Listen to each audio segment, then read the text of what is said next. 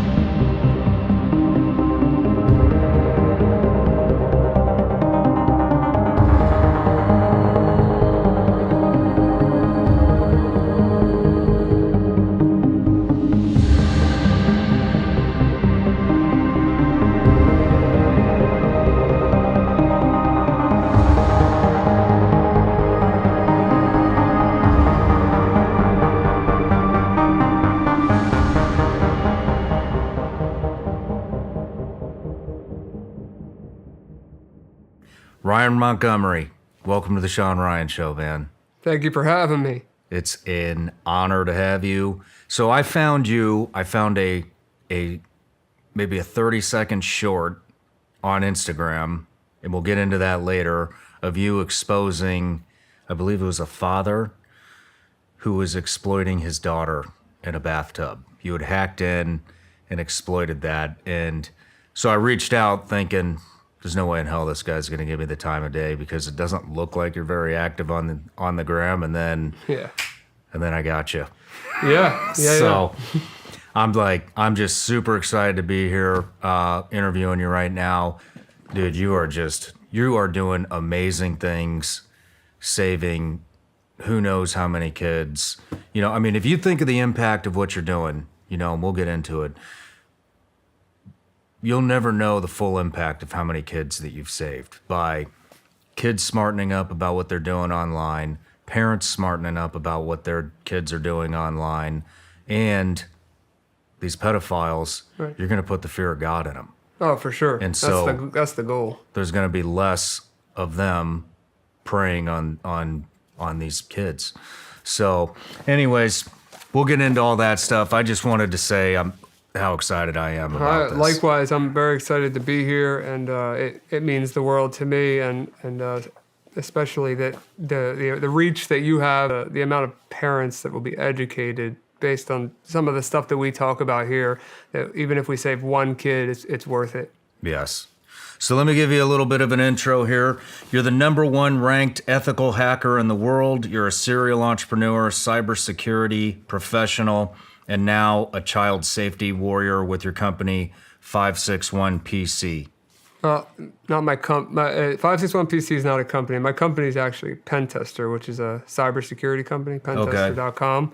561 PC is an organization that I created with my friend Dustin Lampros, or Scrappy. He's a professional MMA fighter. We'll get into that soon. Mm-hmm. And your goal, protecting children and trying to make South Florida and the world a better place by catching one child predator at a time. That's a damn good goal. You go by 0 Day on Instagram. You're like a modern day vigilante. Just some stuff about your hacking life. 0 Day, code for a discovered security vulnerability with 0 days to fix the flaw. That's the meaning of it. 19 plus years hacking. You're self-taught, no college, no formal education. You claim to have imposter syndrome. You mentor and teach others on how to learn this trade. You've made money from working with Amazon, PayPal, and Facebook. And you say that hacking is the best decision you've ever made in your life. Sometimes you hack up to 10 hours a day.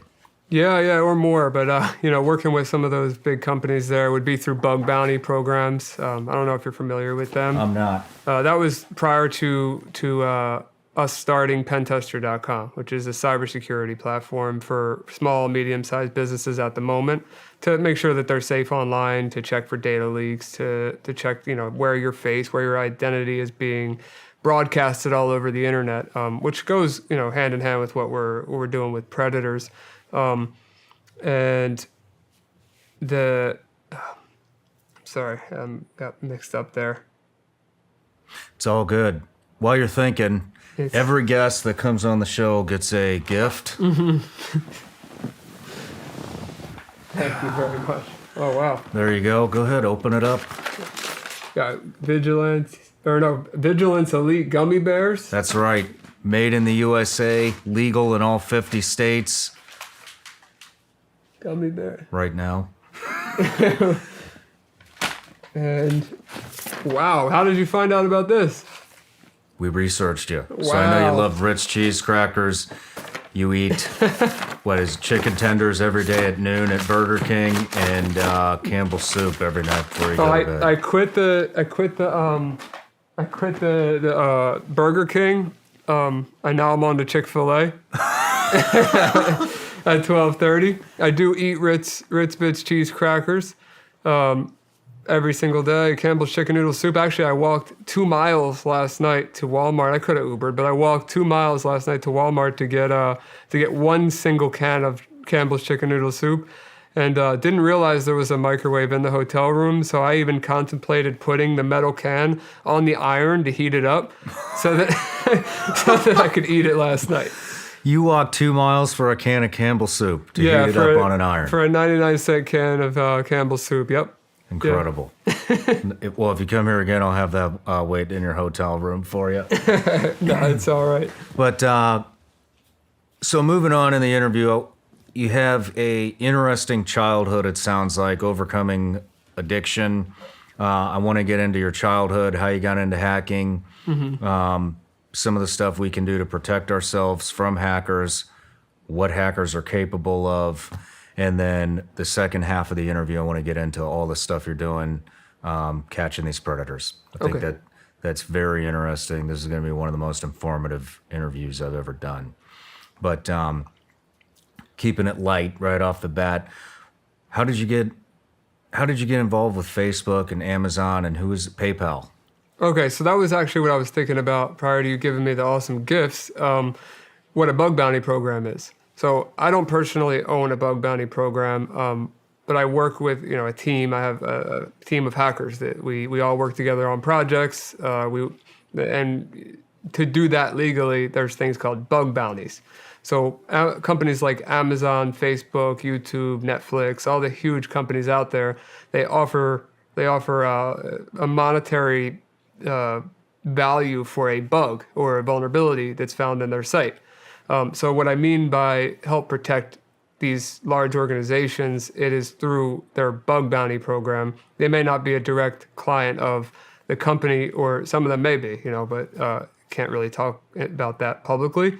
But yes, I've helped protect all of the above. So basically, this is like some type of a red cell program where you try to penetrate these big tech companies, and then they basically give you a reward if you reveal how you did it. Right. So you have to you have to reveal how you did it. So let's say it's a informational bug. An informational bug could be you forgot that a page exists and it shows some of your employees' information. So that may be informational if it doesn't impact anything further than that. Whereas something very critical, like I could get access to your server or all the credit cards or all your clients attached to your company, that would be a critical vulnerability. And these companies are willing to pay depending on the severity of that vulnerability. So Apple, for example, if you were able to take over an iPhone, they'll pay you $1 million for something like that. They'll pay you $1 million? Yeah, $1 million for it. They call it a zero-click exploit, meaning I can send you something that you won't even know happened, and I have full access to your phone. $1 million bug bounty. Have you done that before? No, I haven't. I haven't personally found any bugs in the new iPhones. But if I did, I'd be sure to report it to Apple. So, if you don't mind me asking, what's the biggest bounty you've collected, and what was it for? I can't tell you what it was for, but I could tell you how, because there's disclosures and there's non-disclosures. So I can't disclose the company or what the vulnerability was, but it was for over it was $128,000 in credit on a platform. I chose that over the cash. Really? Mm-hmm. So these are good sized bounties. Yeah. How many bounties have you collected? I don't know. Quite a bit. 100, 200? If you combine my team, hundreds. Hundreds? Yeah, but that isn't what I focus on anymore. I focus on the cybersecurity business, which is all software, and that's a lot more guaranteed. Whereas bug bounty, there's nothing against people that do bug bounties, but it's not guaranteed revenue or income. It's you have to just keep taking shots at companies trying to find something and hope that you get paid, where there's no stability in that. Gotcha. There's bug bounty hunters that make $1 million, $2 million a year, but then the next year maybe they make 10 grand or less, or they spend 6 months on one project and they make $0. It's just not it's not sustainable for me. Gotcha. So I started a company with my business partners, Rick, Sean, and Dan. And like I said, it's called pentester.com. It's very simple. You just go to the site, you put in the name of your website, you press scan, and it does a preliminary scan, tells you what, basically if you have any like low hanging fruit vulnerabilities and leaks, like passwords associated with your emails or your employees, and you can sign up for an account and do a more invasive scan that will give you a lot more information. Interesting. Well, let's dive into your childhood. Sure. Where'd you grow up? I grew up right outside of West Philadelphia in Delaware County, Pennsylvania, and I lived there most of my life. What were you into as a kid? For the most part, I was a normal kid, but after 8th grade or so, or starting 8th grade, I started to meet the wrong people, and I was in the wrong places, doing the wrong things, and I met some people that were on drugs that were a little older than me, and I started to adapt, and I started to go to these. At that time, there was a rave scene in Philadelphia, and I really liked that. I loved going to the raves and doing drugs, and acting like a nut, and I was just a young kid that nobody knew and I never told anybody my age back then. To be honest with you, I was lying to people about my age back then. And those raves turned into doing ecstasy and other types of drugs at the raves. And I found out over time that I didn't really like the raves as much as I liked the drugs. And then I figured out that when I took something to come down from the ecstasy, that I actually liked what I was coming down from the ecstasy with more than I liked the ecstasy. Really? And, yeah, which was opiates. And that turned into a bigger problem. Yeah, that can turn into a massive problem. Yeah. Did you think you were a full-on addict? At the time, yeah, I was in full belief that I was a drug addict. I was physically withdrawing from opiates at one point in my life.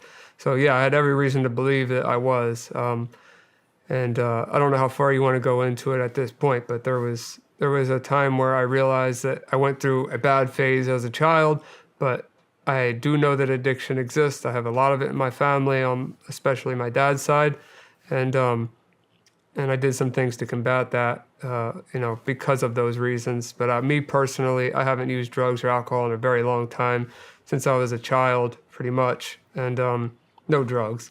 But I wouldn't say that I'm in recovery either. I kind of moved away from that.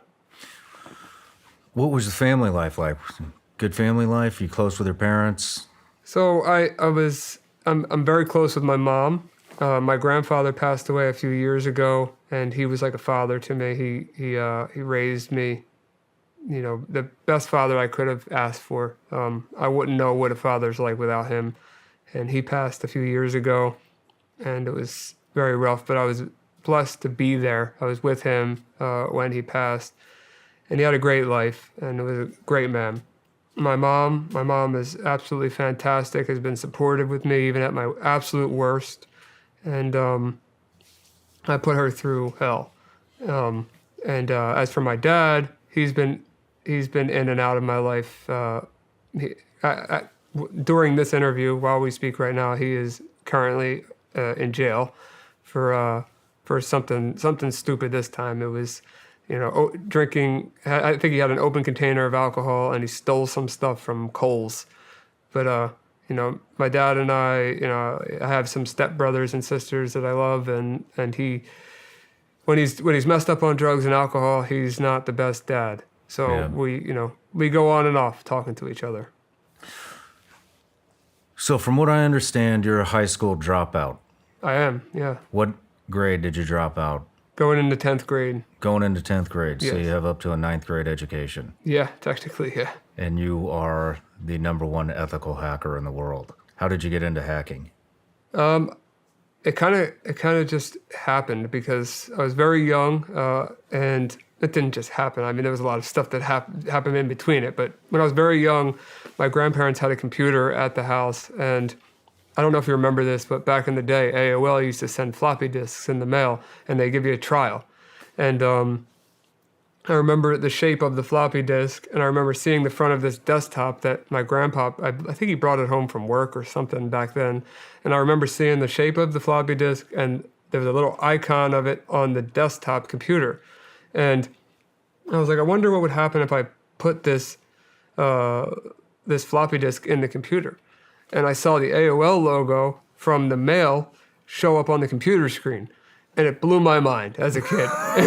It blew my mind. I was like, how did that just happen? You know, How old are you? I'm 29. No, I mean, how old are you at this time? I had to have been like 8, 9 years old at that time, maybe. Okay. And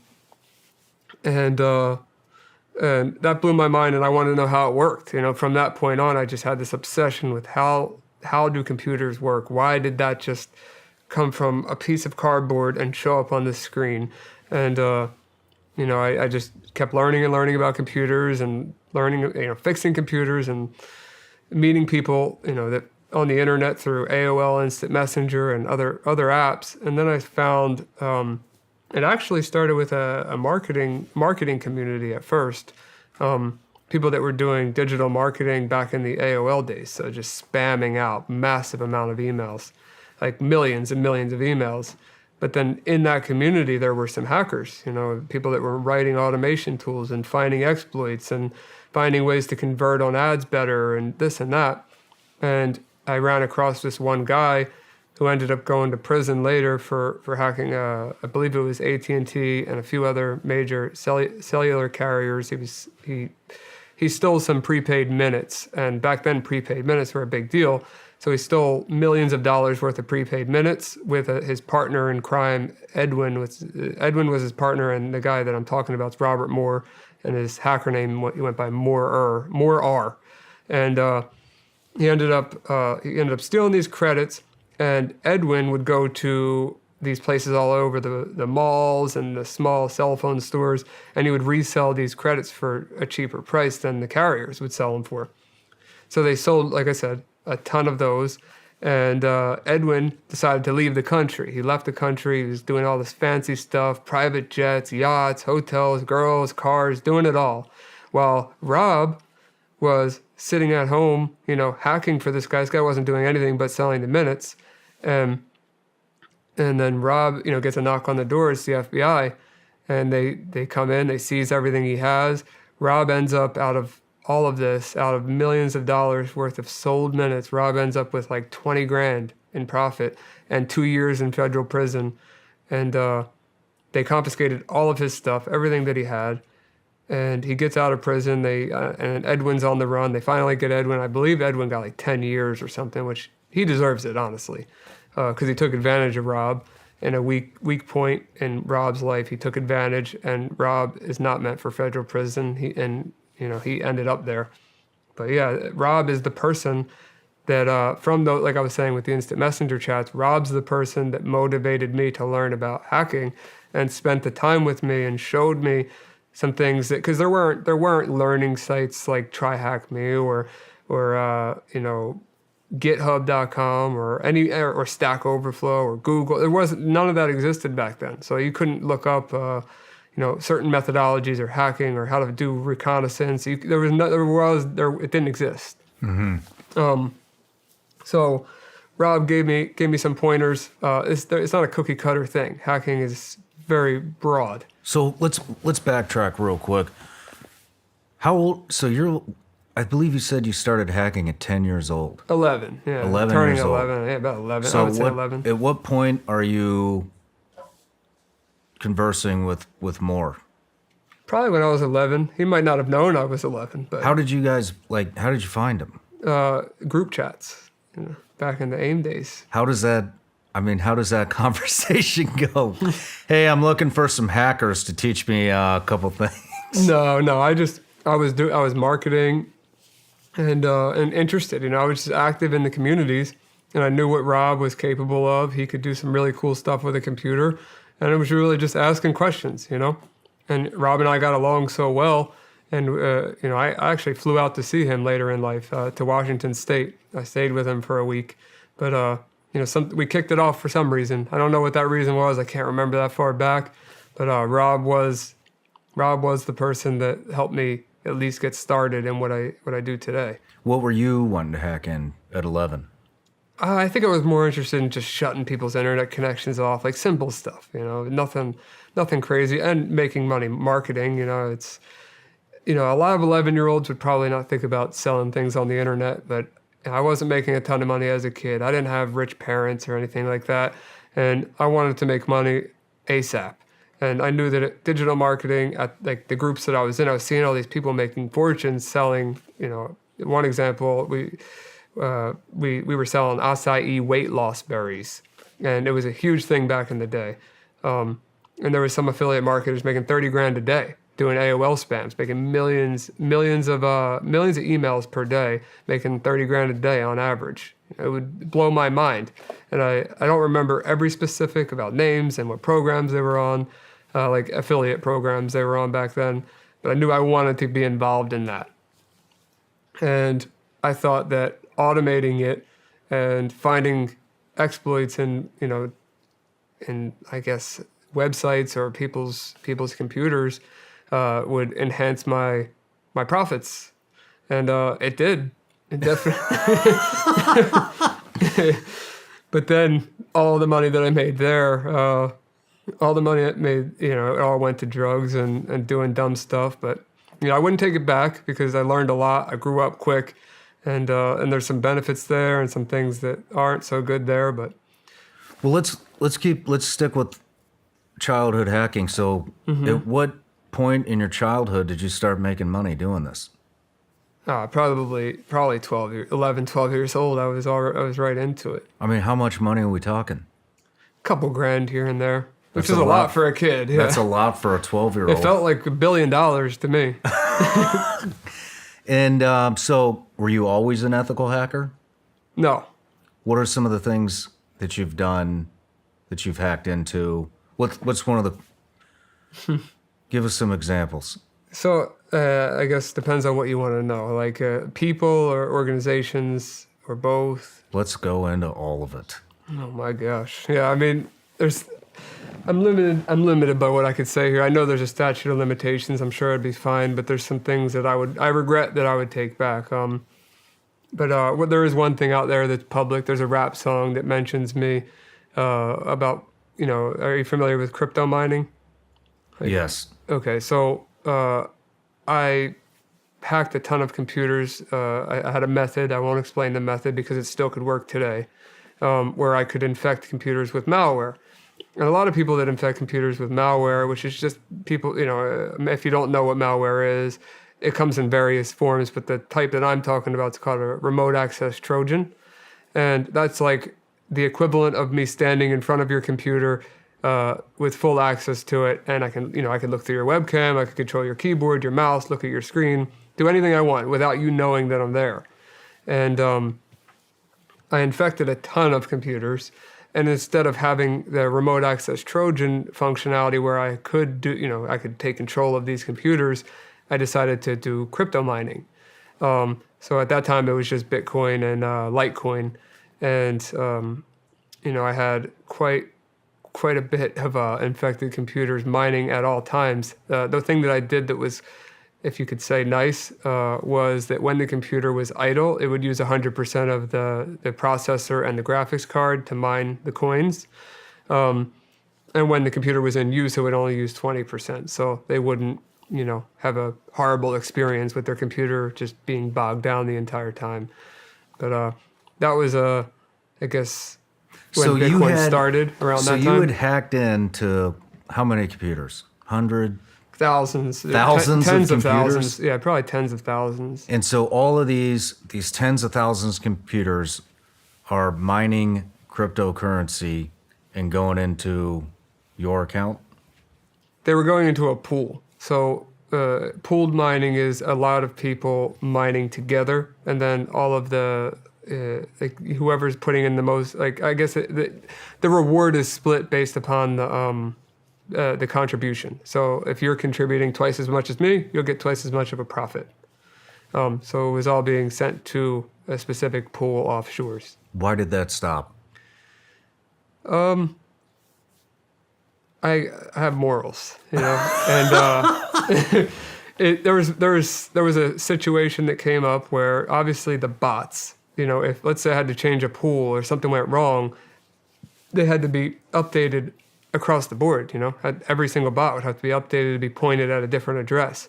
I still had access to be able to do that, and I was in a community at that time with some bad people who wanted to, kind of buy access to my bots, and I wasn't okay with that, and it kind of lined up perfectly with another business opportunity that I had in life where I kind of just said, you know what, screw this, I'm done, not taking the risk. If I get in trouble with what they call a botnet, if I get in trouble with this botnet, I'm doing a long time in prison, and it's not worth it to me. I can't get in trouble.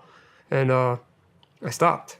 I stopped on my own will. I didn't get caught. There was people that knew about it, hackers, they may not have known it was me. Now they know it's me, but at the time they didn't know that it was me.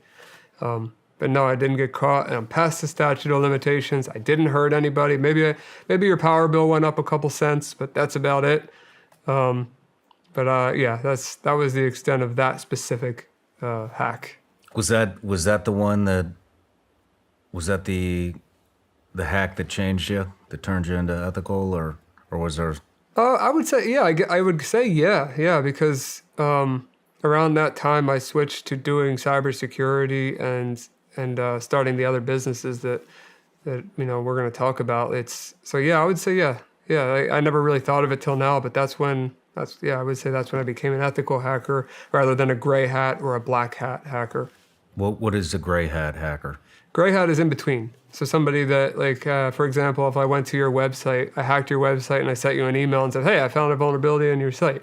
You could call, the FBI and say, hey, this guy just hacked my site and I didn't give him permission. Or you could say, thank you. That's a gray hat hacker. And a black hat? Black hat just, takes over your website, tells you, hey, you better pay me or I'm releasing all your information or deleting your site. And here's all the information about you and your wife and your family and everything, blah, blah, blah, blah. Black hat hackers are, they're kind of ruthless. So you're in the cryptocurrency business. Being a hacker, or you were, is this the way of the future? Are we going to, what do you think? What's your opinion on this? Yeah. I mean, cybersecurity and keeping yourself protected on the internet is the future. If you're not paying attention to that now, and you're not seeing your browser that's warning you, the TV that's warning you, the constant news, the constant ransomware notices. If you haven't heard about the active breaches right now on all of these major websites and you're not doing anything about it, you really should start, because it is the future and it's only going to get more intense and it's only going to get more dangerous. And everything that you have, is attached to the internet. Everything. Unless you live out in the middle of nowhere with no internet connection, and even the power in your house is controlled by a remote switch. What if I turned off your power for a week and you live out in the middle of nowhere? You really have to take your security seriously. That's just a random thought, but it's a possibility. I'm glad you brought that up, but I actually meant cryptocurrency. What's your opinion on cryptocurrency? Is it here to stay? It's very volatile. Very volatile. I think that Bitcoin's here to stay. Do you? Yeah. Are you all in on Bitcoin? Can't confirm or deny. Would you like to see Bitcoin? I would love to see Bitcoin hit the moon. It's doing well at this moment. It's around 30 grand. But I would love to see what it was projected to be at in the 100,000s, possibly $1 million a coin. You think that's possible? Absolutely. It was, when I started, it was only, maybe a couple dollars at the most per coin. Damn. Well, what brought you to South Florida?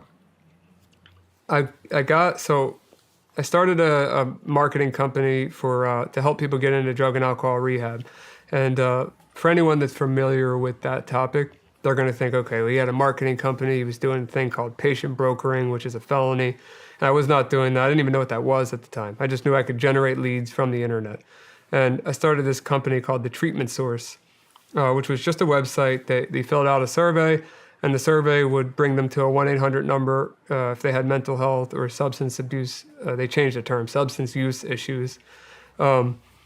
And I would then send those patients or clients to a drug and alcohol rehab in South Florida. And I was generating a ton of clients and doing really well with the internet marketing campaigns. And one day I get a call from a guy who says he was like, hey, you won't come to Fort Lauderdale Airport right now. And this is like, right when I'm waking up. And I was like, yeah, I will. Like, I was just, he thought I was joking. I called him a couple hours later. I booked my flight and I was like, hey, I'm at the Fort Lauderdale Airport. He didn't believe me. And he picks me up at the airport. And, he was blown away that I even showed up there. But, I had just like a week's worth of stuff packed with me. And when I got back to his house, we were talking about, like the rehab business and, the marketing and all the intricacies of the industry. And we became good friends at that point. And I was thinking, well, why don't I start a rehab? Like maybe I could do this myself. If I can generate the business for a rehab, maybe we could do it together. So he was like, yeah, well, I own one now, obviously, because he was one of my customers at that time. And he decided to sell his shares in his rehab and use that to to invest into one with me. And we started a treatment center together. And I decided to move to Florida. So I went back to PA. I put my car on the back of a U-Haul, filled it up with all my stuff, drove down to Florida from Pennsylvania and never looked back, and started a drug and alcohol and mental health facility. How old are you at this point? 22? You started a rehab at age 22? Yeah, I think I was the youngest owners in the treatment world at that time, yeah. Wow. So what was your motivation for this? Because you are, from our research, you are all about helping humans. Yeah. So my motivation was, like I said earlier, that, my family, my dad's side specifically had some serious drug issues, still dealing with them. I went through some serious drug issues. A lot of friends of mine have gone through drug issues or still going through drug issues. And I just, maybe I got this from my mom, my grandma, my grandpa, but like, I just love to help people. I don't know what it is. It makes me happy. And I guess, what would that be? Hospitality. Hospitality has always just been something that makes me happy. Well, you had some pretty tragic experiences as well, if I remember correctly. Do you want to go into any of those? Well, there's a lot of them. So are you talking more of the addiction side of things? Or Yeah, you had a couple friends die. Mm-hmm. So I've had a lot of friends die due to heroin overdose or carfentanil, fentanyl, butyl-fentanyl, acetyl-fentanyl, all of the different fentanyls that are getting over here and being, put in heroin. And I understand that they chose to use drugs regardless of what was in it, but they definitely weren't planning on dying. Mm-hmm. I'll tell you, I lost my Uncle Richie to an overdose. I lost my best friend Ricky Rivas to an overdose, and I was, I'll tell you that story because this is how something else happened. But I got a call from Ricky's parents a couple years back, and they were like, I haven't heard from Ricky since this morning, and do you mind going over there and checking on him? And he was about a 15-minute drive from me, and he wasn't answering my phone calls. And at this time, he wasn't on drugs. He wasn't messing up or anything. He worked for me at the rehab, and we spent every day together. So I go to his condo. I walk in the door, and I look to my left, and I see him in the bathroom, and he had his face up against the vanity, and he was wearing his shorts, and I saw that he had a needle and a spoon, and just it didn't look good. So I ran over and I tried to wake him up, and he wasn't waking up. So I called 911. And I'm running down through the elevator to go to get. I didn't think anything was wrong with him, so I didn't bring Narcan upstairs or anything. Like, Narcan's what saves opiate addicts from overdosing. So I ran to my car, I grabbed that. 911's telling me what to do. I get back to the room, and they told me to take him off the toilet and put him on the floor, and his body was still in the position that it was in when I saw him sitting there, and his face was sideways from being on the vanity, and I'm still in denial at this point. I gave him the Narcan in his leg. I was, giving him CPR like they said to do, and I remember when the cops showed up, and the ambulance showed up. They didn't talk to his parents. I did. I told his parents that their son was gone, and which I thought was a little bit ridiculous. I thought that the detective should be the one handling that, especially with how I was. I was crying my eyes out, like he lost my best friend. The, Sorry. I lost my best friend to addiction too. Yeah. Yep.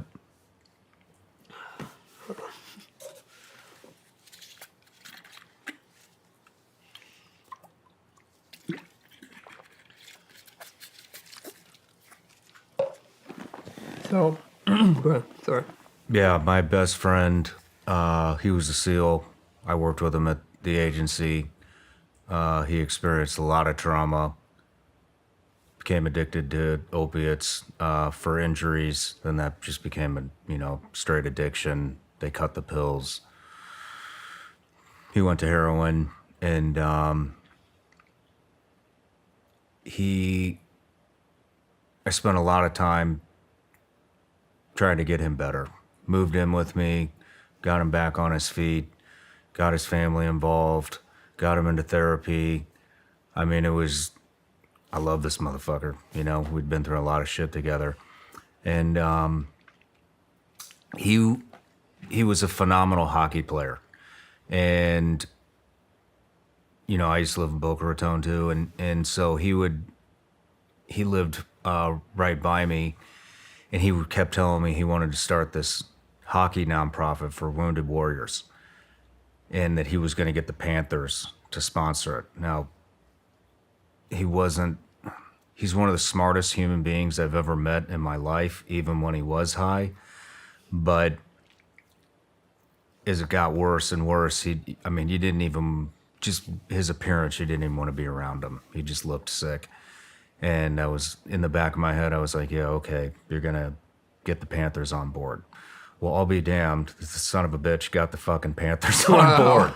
And I think it was the first NHL team to sponsor a wounded warrior. You had to be a disabled veteran to play on the hockey team. Okay. He had somebody helping him. The Panthers called the guy that was helping him to tell him, hey, we're going to do it. We're going to sponsor the team. You got the NHL sponsor. We're going to sponsor the team. That guy went over to tell him, hey, dude, you did it. Yeah. And nobody answered the door. And trying to keep my shit together here. Yeah. But I understand. yeah, he didn't answer the door. Got on a stool to see, the top part, and there he was, laying on the floor, and Sorry to hear that, man. yeah. I know what it feels like. I just want you to know I can relate, and I've lost a lot of friends to addiction. Likewise, that was the first one, obviously, that happened to me, and I found them, and I can't explain that, and you can't bring them back. But what you can do is educate people and try to help more people so that it doesn't happen to them. And you can't fix everybody. You can't get it through everybody's head that they need to stop, and it's dangerous, and it's not just heroin and opiates like it used to be. It's it's coke, it's meth, it's painkillers that are pressed, it's Xanax. They all are being cut with fentanyl. This isn't a conspiracy theory; it's fact. The number one leading cause of death, 18 to 49 right now, is fentanyl. That's more than car accidents, more than anything else. 18 to 49 years old, fentanyl. So any drug that you're doing, you have to be careful that, not be careful. You have to just try to get away from it or get a testing kit. If you refuse to stop doing drugs, get testing kits, because fentanyl will kill you. Yeah. And it's pretty rough. But with the rehab program, around that time, not long before I lost Ricky, I lost another friend, Drew, and my business partner at that time. Him and I, we both, were friends with Drew, and I was closer with Ricky, and we decided to start a scholarship program, and it was called. We named it the Drew Badgley Scholarship Program, which was to help people get into drug rehab that didn't have the financial means to pay. And the reason, that's important is because when I was a kid, I didn't have private health insurance or money. So there was no way I was going to a nice facility like one I had or other ones in Florida or other states that are private. The government facilities, they take Medicare, Medicaid, but some of them have 2-3 month waiting lists. Addicts can't wait 2-3 months. They die, and as you know, it could take one bad dose, they're dead. Yeah. So having a private facility and somebody that really wants to get clean, it's if they don't have the right insurance or the right money, you have to turn them down. And it just bothered me so much that you can't help somebody, that I was in their shoes. I wanted help, or people in my family wanted help and couldn't get it. And I started that scholarship program with my old business partner, and we brought a ton of people in, probably over 100 in the 7 or so years that I was there. It may be even more than that, but at least 100. And full scholarship. No, they didn't spend a dollar. And a lot of them did well. Some of them relapsed. You can't fix everybody. But, we turned that, after time went on, we adapted to how, the scholarship program. We built programs around that. We built programs around trauma. We built programs around, specifically mental health, specifically co-occurring mental health and substance use disorder, all kinds of different things. And then we branched out. So we opened a detox, which was another facility, because at that point we had partial hospitalization, intensive outpatient, and outpatient, but we didn't have detox. So we were sending them to other facilities, and then we would take them. So then we had 2 facilities. And then we realized, okay, well, a lot of our people we were getting are coming from New Jersey or Pennsylvania, New York, Virginia, Massachusetts, up in that area. So we decided to start another facility in New Jersey. And we started, it was called the Shore Detox, but it got changed again. The name of it got changed. And I sold my shares in the rehab about 3 years ago, right around the time that I started to, catch the predators. And I got into the software as a service world and buying software companies and operating them and selling them. So You are an amazing human being, man. thanks. To do something that has that amount of impact at that young age, I mean, that's just to do it in general is amazing. And you did it at what'd you say, 22? 22, yeah. That's incredible. You realize that? I appreciate it. You're welcome. I'm still on it. I'm still on the mission. It's not over, Good for you, man. There's so much more to come. And one spot that I forgot there was the electronic medical record system that we use, like the same thing you would see at your doctor when they put in notes about you being, at your visit.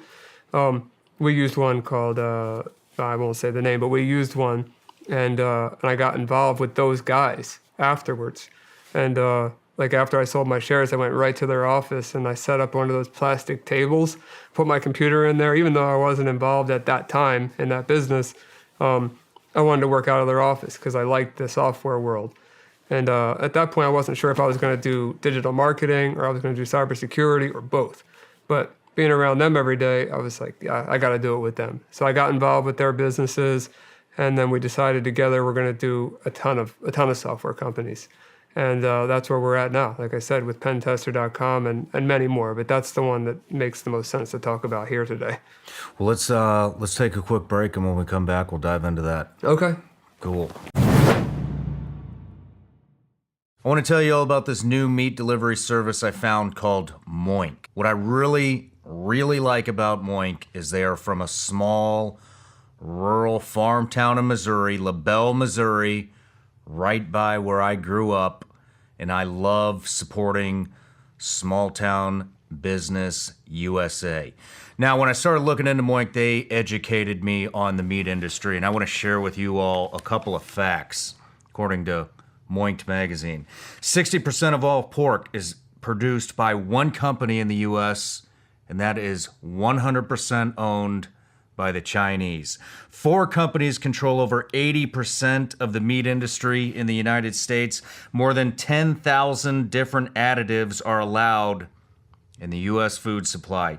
99% of chicken, 95% of hogs, 78% of cattle in the U.S. are raised in confinement buildings or feedlots. It means they're not moving around freely. 80% of the antibiotics consumed in the U.S. are fed to animals. Here's a stat.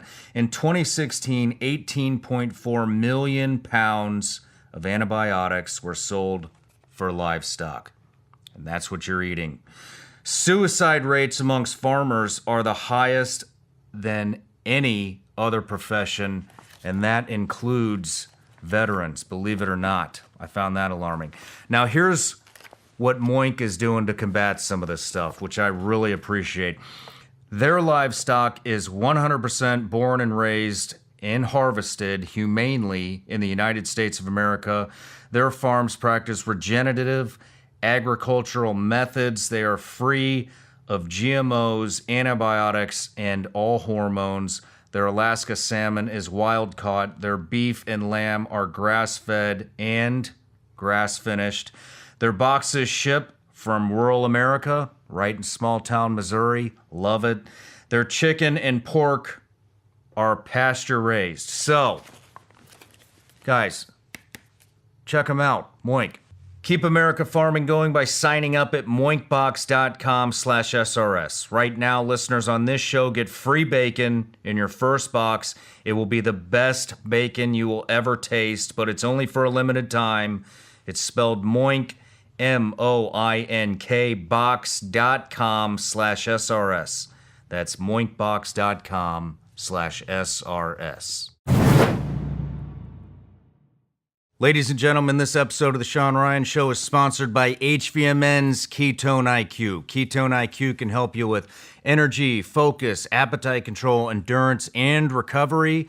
They now have these super convenient little mini shots you can take with you on the go, or you can get the OG that has multiple shots and one thing, keep it in the fridge, keep it cold. That's how I like to take it with these new shots.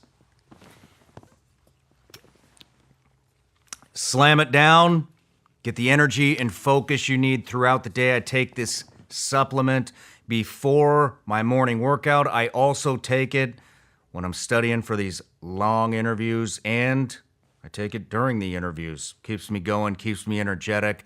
I think this would be a great supplement for all of you to try.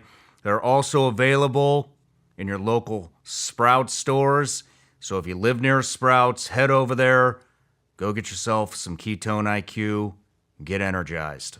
Definitely a unique opportunity here in offering my audience 20% off your order of Ketone IQ. You can find Ketone IQ at hvmn.com. Use the promo code Sean at checkout to save 20%. Plus, if you subscribe, you can save even more. This stuff is great for daily use. Promo code Sean. Again, that's hvmn.com. Promo code Sean for 20% off Ketone IQ. All right, Ryan, we're back from the break. We're getting ready to dive into your company, Pentester. So what is Pentester?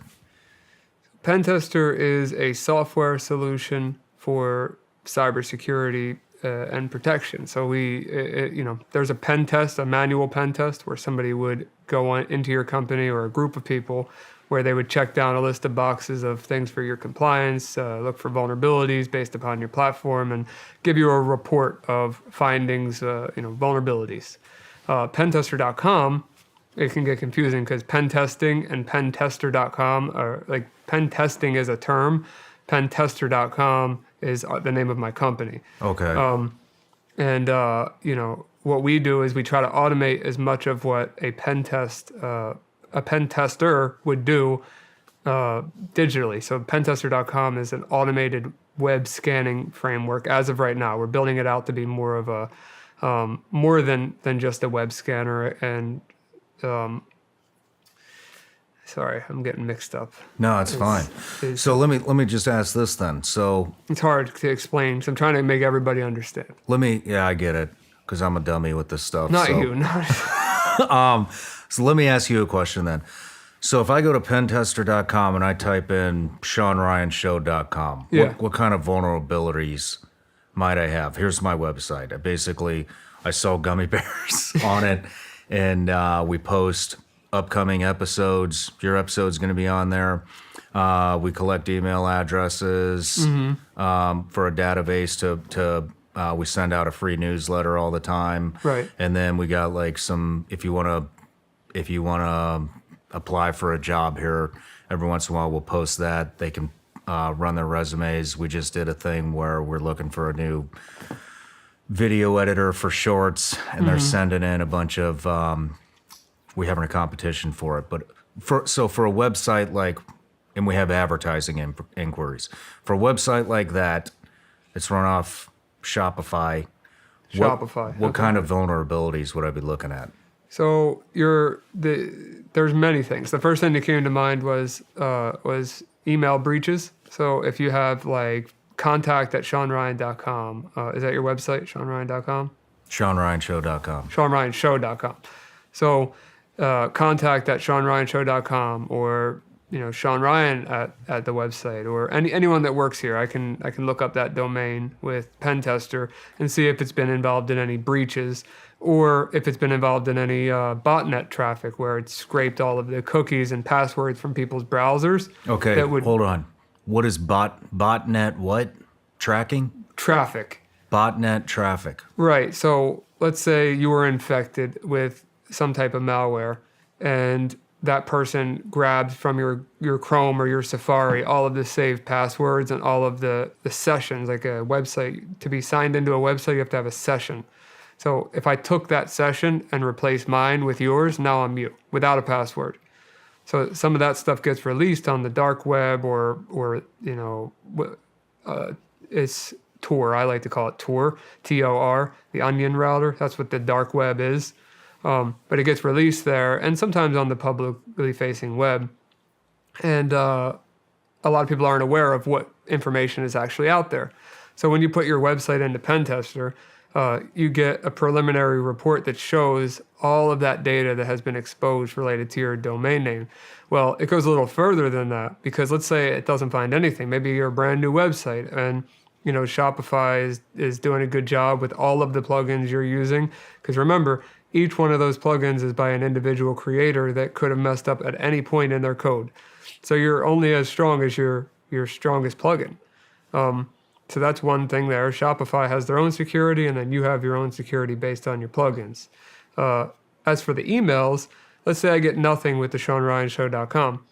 Now I'm going to start looking into the Gmail accounts of Gmail, Hotmail, AOL, Yahoo, whatever, of all of your employees, your family, and then I'm going to see breaches associated with them, which I guarantee you that there is. Like I am so sure that if I pulled my laptop out and I put in one of your personal emails, that I will have at least one of your passwords.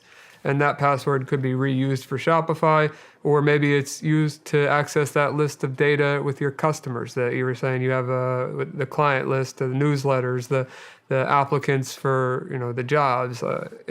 Maybe it's the same password you use for that. And now I have access to that data that I could either ransom you with, I could escalate my permissions on Shopify with, and take over your entire site. Maybe it's the credentials to your social media platform, like YouTube, Instagram, TikTok, whatever you're on. Those credentials could be reused. So it is important, like as you said, using a password manager, because all it takes is someone like me, or with a bad moral compass, to take advantage of everything that you have. Could you demonstrate that right now? Yeah. Just type it in my email. Yeah, for sure. I'll try the Sean Ryan Show first. .com, right? Yeah.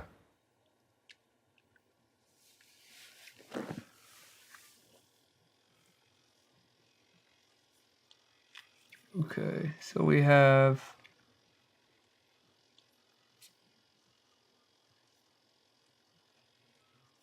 there is some sensitive information, but nothing that would be a big deal. I could show it to you actually if you want. It's not going to hurt anything. Yeah, let's see it. So this isn't specifically passwords there, but it is what came from leaks on the internet. This isn't it isn't anything other than leaked data. So nothing there is sensitive to my eyes. So we're doing a good job. For the Sean Ryan Show. But if you throw in one of your Gmails there, or something, any other email that you may be using for a long period of time. Just type it in here. Yep.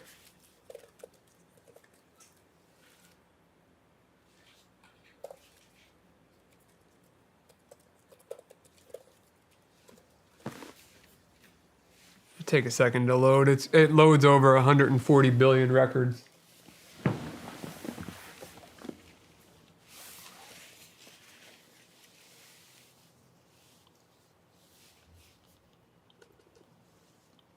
Nothing on that website. There's 2 E's supposed to be there. Yeah. I would assume so. No shit. I don't All see. right, my IT guy's gonna live to see another paycheck. Well, it's not your IT guy though. Even that one just doesn't seem to be registered with a bunch of accounts. Like for example, if you were in 2019 LinkedIn breach or Dropbox, if you use any of that, like Vigilante. Vigilance Elite. I keep saying Vigilante. I'm sorry. Vigilance Elite. I do have his password,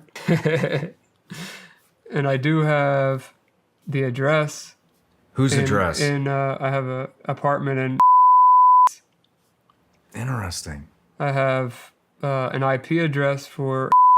I have an address in where we're at right now, with the zip code ending in 64 and a phone number ending in. All that shit's on there? Yeah. And I have a lot more than that if you want to take a look yourself. Oh, yeah. Let me take a look. Yeah. I'm halfway through it, but you can scroll up and down. How do we clean this up? You can't. You just got to change. You got to change the information if you don't want it there. There is no way to get rid of it. Okay, so what? Oh, my gosh. So that's why small and medium-sized businesses that don't realize that they're a target, they're more of a target than they think. They get attacked because they either have exposed credentials out there or they're using old technology, and they just get grouped in with a ton of other people that are, similar targets. A lot of them don't realize they need to take their cybersecurity more seriously. And pen tester, this is kind of like a shameless plug, but for $50 a month, it's worth the money. We are the cheapest, to my knowledge, in the cybersecurity world, and we're not only giving you a software solution, but we're giving you a hands-on, manual confirmation for anything that we're not sure of. So for $50, if someone would have offered that to me prior to being a hacker myself, I was a little kid, but let's just say I wasn't ever, I'd be more than happy to pay $50 a month for something like this. This is just one of many things we offer. Okay. So is my website safe for customers? That's up to you to decide. I mean, I haven't ran a scan. This is just a breach check. Oh, that's just a breach check? Yeah. Yeah, and we have more records than literally anyone else on the internet. So we're going to be able to tell you more than most most people. Some people are going to have access to these private databases that we have, as well as the public ones. But if you download certain other competition websites that sign up for other competition websites that say that they offer breach protection or the leak protection, breach or leak protection is what they'll say. They don't have a database as big as ours. I'm sure of it. I mean, I'm very confident in that. And this is without running, like I said, this is without running a scan. So, I'll keep the computer ready for when you want to see a face, but I'll show you how wild that can get. Let's do that. Oh, you want to see it? Yeah, let's do it. So describe what you're going to do. So I could do my face, your face, anyone's face that you want to do. Does it? You just tell me whose face. Yeah, we can do my face. Okay. It's going to be a lot of pictures of you, obviously, because of your podcast, but. So basically what you're doing is you're taking a photo of me. It's going to do the facial recognition and find every image on the internet that has my face in it. Yeah. Whether I'm tagged in it or not. Yes. It's strict. You could find my face in the middle of the Super Bowl stadium. As long as it's on the internet. So yeah, let me take a picture and send it to myself.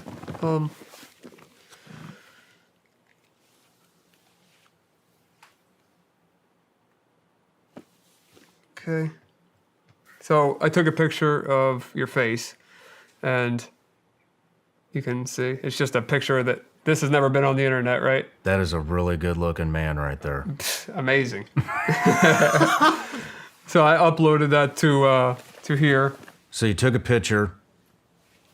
Yep. And Now you can go through these and see if there's anything that's not. I don't know if there's going to be anything that you don't want on there or not. But if you click them, it will give you a link to where that picture's hosted at. But remember, I used a picture that was never on the internet to find those photos of you. So it measured your face. It measured 120 points on your face, associated a picture that's never touched the internet with you.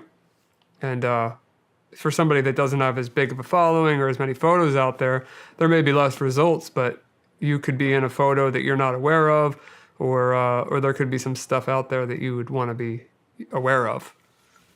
Oh, wow. This is like everything. Yeah. It just keeps going.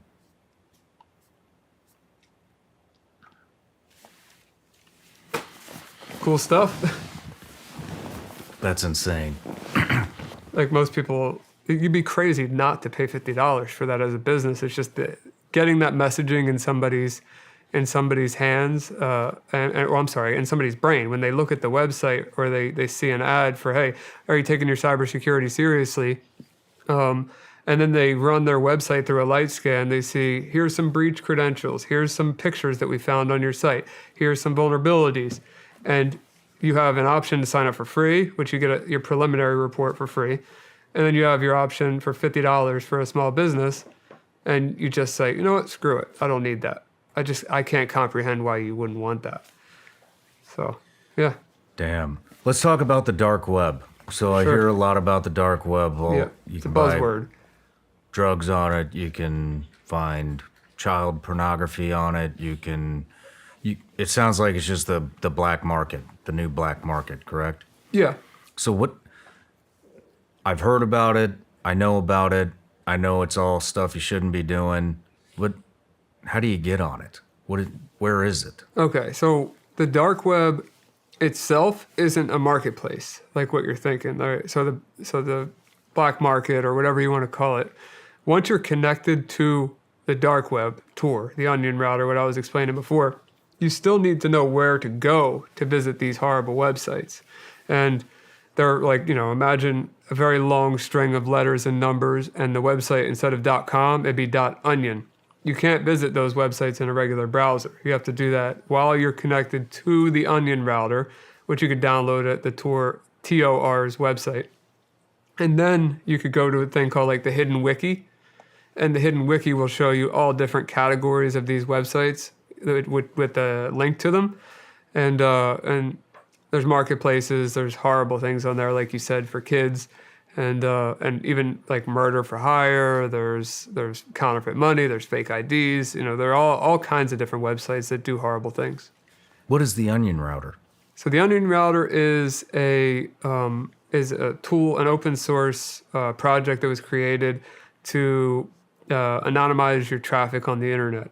And it decentralizes, I believe decentralized would be the word for it, your internet traffic. It keeps you anonymous beyond a VPN. I would still recommend that you use a virtual private network on top of Tor if you want to be anonymous, but it's just a layer of security that's free, and it keeps it's like, for example, let's say you use Comcast for your internet service provider. They could see that you're using Tor, but they can't see what you're looking at. If you use a VPN and then you use Tor, they can only tell you're using a VPN, but they can't tell you're using Tor. So it's just an internet within an internet. So can I check my email through the dark web? Yes, you can go to any website. Would you recommend using the dark web to just do regular It's slow as hell. internet stuff? It's very slow, yeah. Yeah, I mean, you could, and it would keep you safer, but it's not a foolproof way to keep yourself safe, and it's painstakingly slow. Okay. Do you use the dark web? For investigations, yeah. What kind of investigations? For like the predator and pedophile cases, yeah. So are you able to track these guys down from the dark web, even though they're technically anonymous? A lot of times it doesn't need to go that far. A lot of times these guys will use their regular emails, or they'll use an IP address that's been, they'll reuse for multiple emails, or their face that they're using as their profile picture. I can, find them from the same way I just found your face, or they're using a phone number that traces right back to them. The dark web, it's not really a huge part of catching predators and pedophiles. One thing, I guess the only thing on the dark web, quote unquote, I hate that word, but the dark web, quote unquote, that I had access to was when I originally hacked the website that we're going to talk about. They branched out to have not only a website on the clear net, on the regular internet, but their website was mirrored on the dark web. And I had 3 backdoors in their system, and it branched out over to the dark web. So I had a backdoor on the dark web too, which was kind of a cool thing to have, because I needed to be connected to Tor, the onion router, to connect to my backdoor. But that was I was only using that backdoor to exfiltrate data every single day, which was just user information, because I didn't want to get their posts or anything. I didn't want to be in possession of anything horrible that they were sending each other. But their user info was enough for us, as I'm sure you'll learn shortly. Yeah. What are some things that people can do to protect themselves from hackers? Let me rephrase this quote. Let me back up. What are some vulnerabilities? Just let's go through all the things that you personally could hack if you wanted to. I mean, it's countless, but I could give you some major daily things. Absolutely. Let's talk about some of the devices. Those devices you have right here. Let's talk about all the stuff you can hack into. Sure. And then we'll get into maybe how we can prevent that a little bit. So I guess we'll just start with a daily routine. You wake up in the morning, you make your coffee, or maybe you take your phone off the charger, and you check your phone in the morning. You might check your email. You got to make sure every email that you have while you're half asleep is coming from a real person. It's not a phishing email, someone pretending to be a company that they're not, stealing your credentials. Then you go outside to your garage, you get in your car, and you have to make sure that there's nobody out there listening for your car key frequency while jamming your car, so that they could steal your car later or access your car later. And then when you go hit your garage door button, that somebody doesn't capture that frequency on 433 megahertz. Those rolling codes have already been broken for most of the models. So then you get in your car and you're driving to your office or to your kid's school, doing whatever you want. And you could get out, you let your kid out to school, and now somebody, as you walk into school, just skimmed your back pocket and stole your credit card information. So, I mean, all of that, plus, anything remote, infrared, like a TV remote that goes for projectors, audio devices, ceiling fans, very simple stuff, along with access control badges, anything sub-gigahertz, like key fobs or remote controls for anything, parking gates, so much. Everything. Everything, anything with a battery and a connection, a remote connection, in any type of way where it reaches the outside of that device is hackable or has been hacked. What are these devices here? This is a water bottle. So this right here is a Flipper Zero with some custom modifications, and it does a lot. So this is just a proof of concept device. But when you start to add your own little additions onto it like this, let me enable, for example, Wi-Fi. I'm not going to hack your Wi-Fi, but I'll give you a little example of what I could do. I'll just do something stupid, but...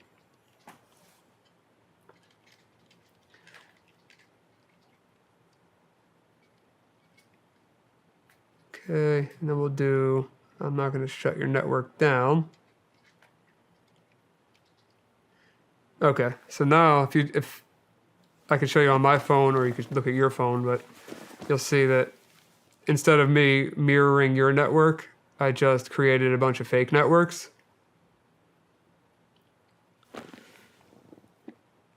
So all of these networks here, they probably appear to be legitimate, right? Yeah. But they're not. These are all fake networks? They're all powered by me. So as soon as you connect to any of those, I have your password, I have anything in between. So that's one thing. That's just Wi-Fi. And you just, oh man. So is this how people are stealing information This is one of many ways. in an airport? In an airport? Oh yeah, I mean airport, Starbucks. When you, it's called a man-in-the-middle attack. So if I'm on the same network as you, I can essentially control the traffic, as if I was the modem or router. So instead of when you type google.com, instead of your computer telling the router you want google.com, you're telling my computer you want google.com, and I'm giving you what I'm telling you google.com is. So it would be called a DNS attack. So Is this what people are using in the airports when there's? I mean, not this I've heard specific about- device. This is just something that I concocted together. But the flipper you can buy. This thing on the top here is custom. I guess what I'm asking is this the method they throw? So could you what is like Wi-Fi flight or GoGo?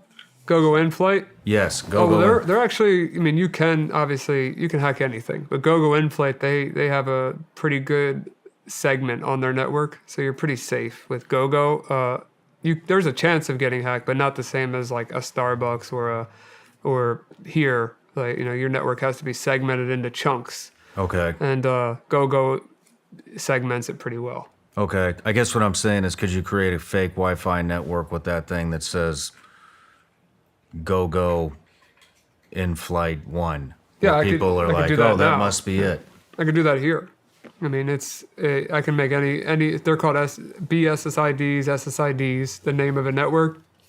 You could do that with any name, but instead of that, what you do is you just scan the local area, and then I know all the networks names around here, and then I'll target all of them at the same time, so that way anyone in this complex or where we're at, anyone that connects to a network is going to think it's their network, and they're going to connect to me instead.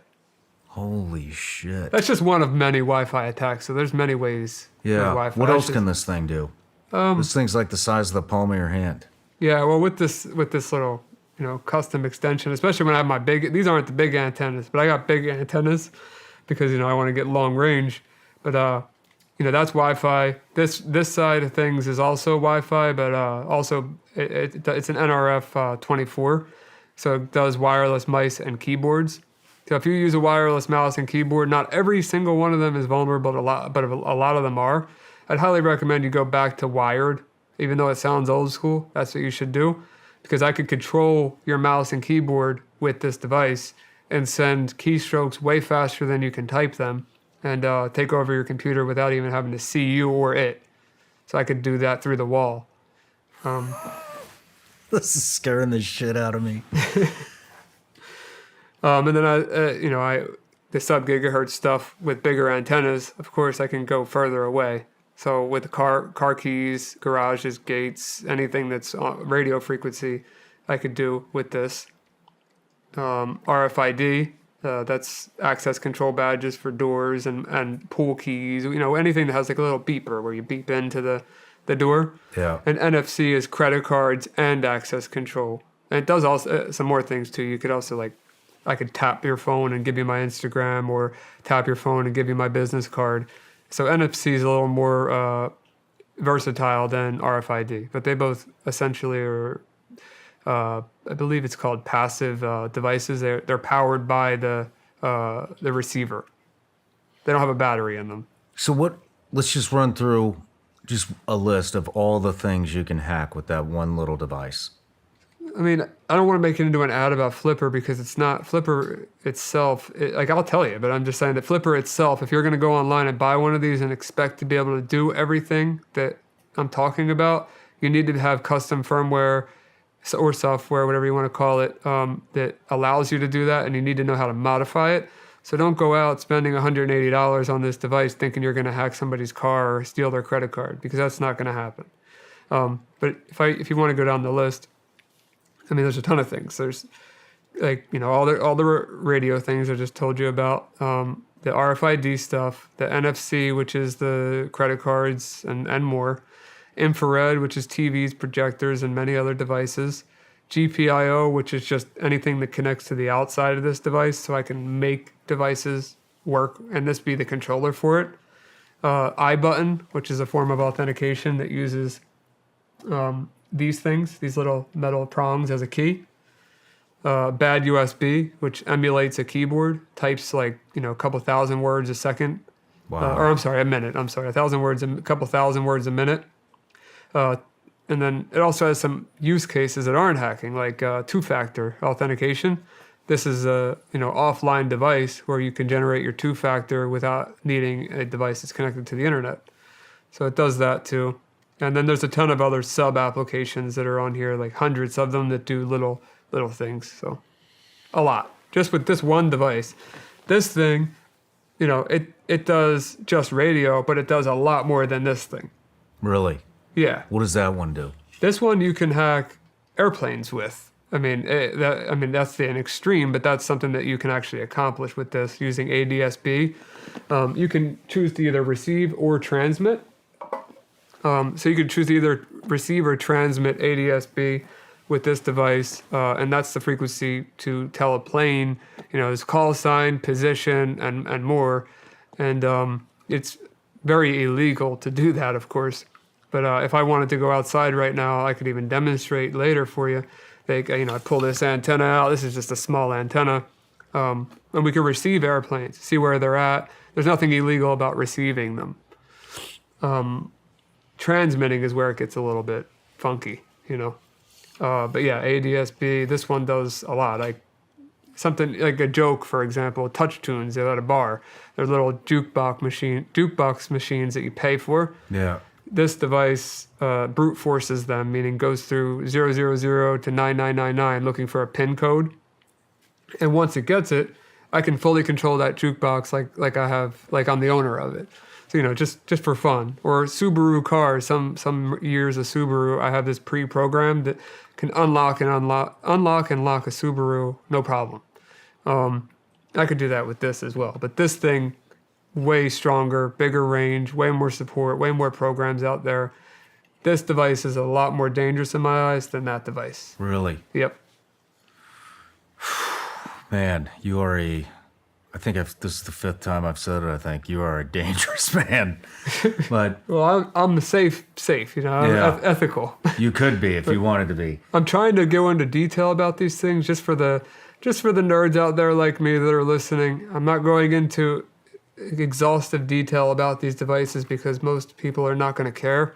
So I'm just giving the general overview. Oh, I think they're going to care when they realize how vulnerable they are. No, I don't mean they don't care about what they can do, but like care about the technical specifics. Yeah.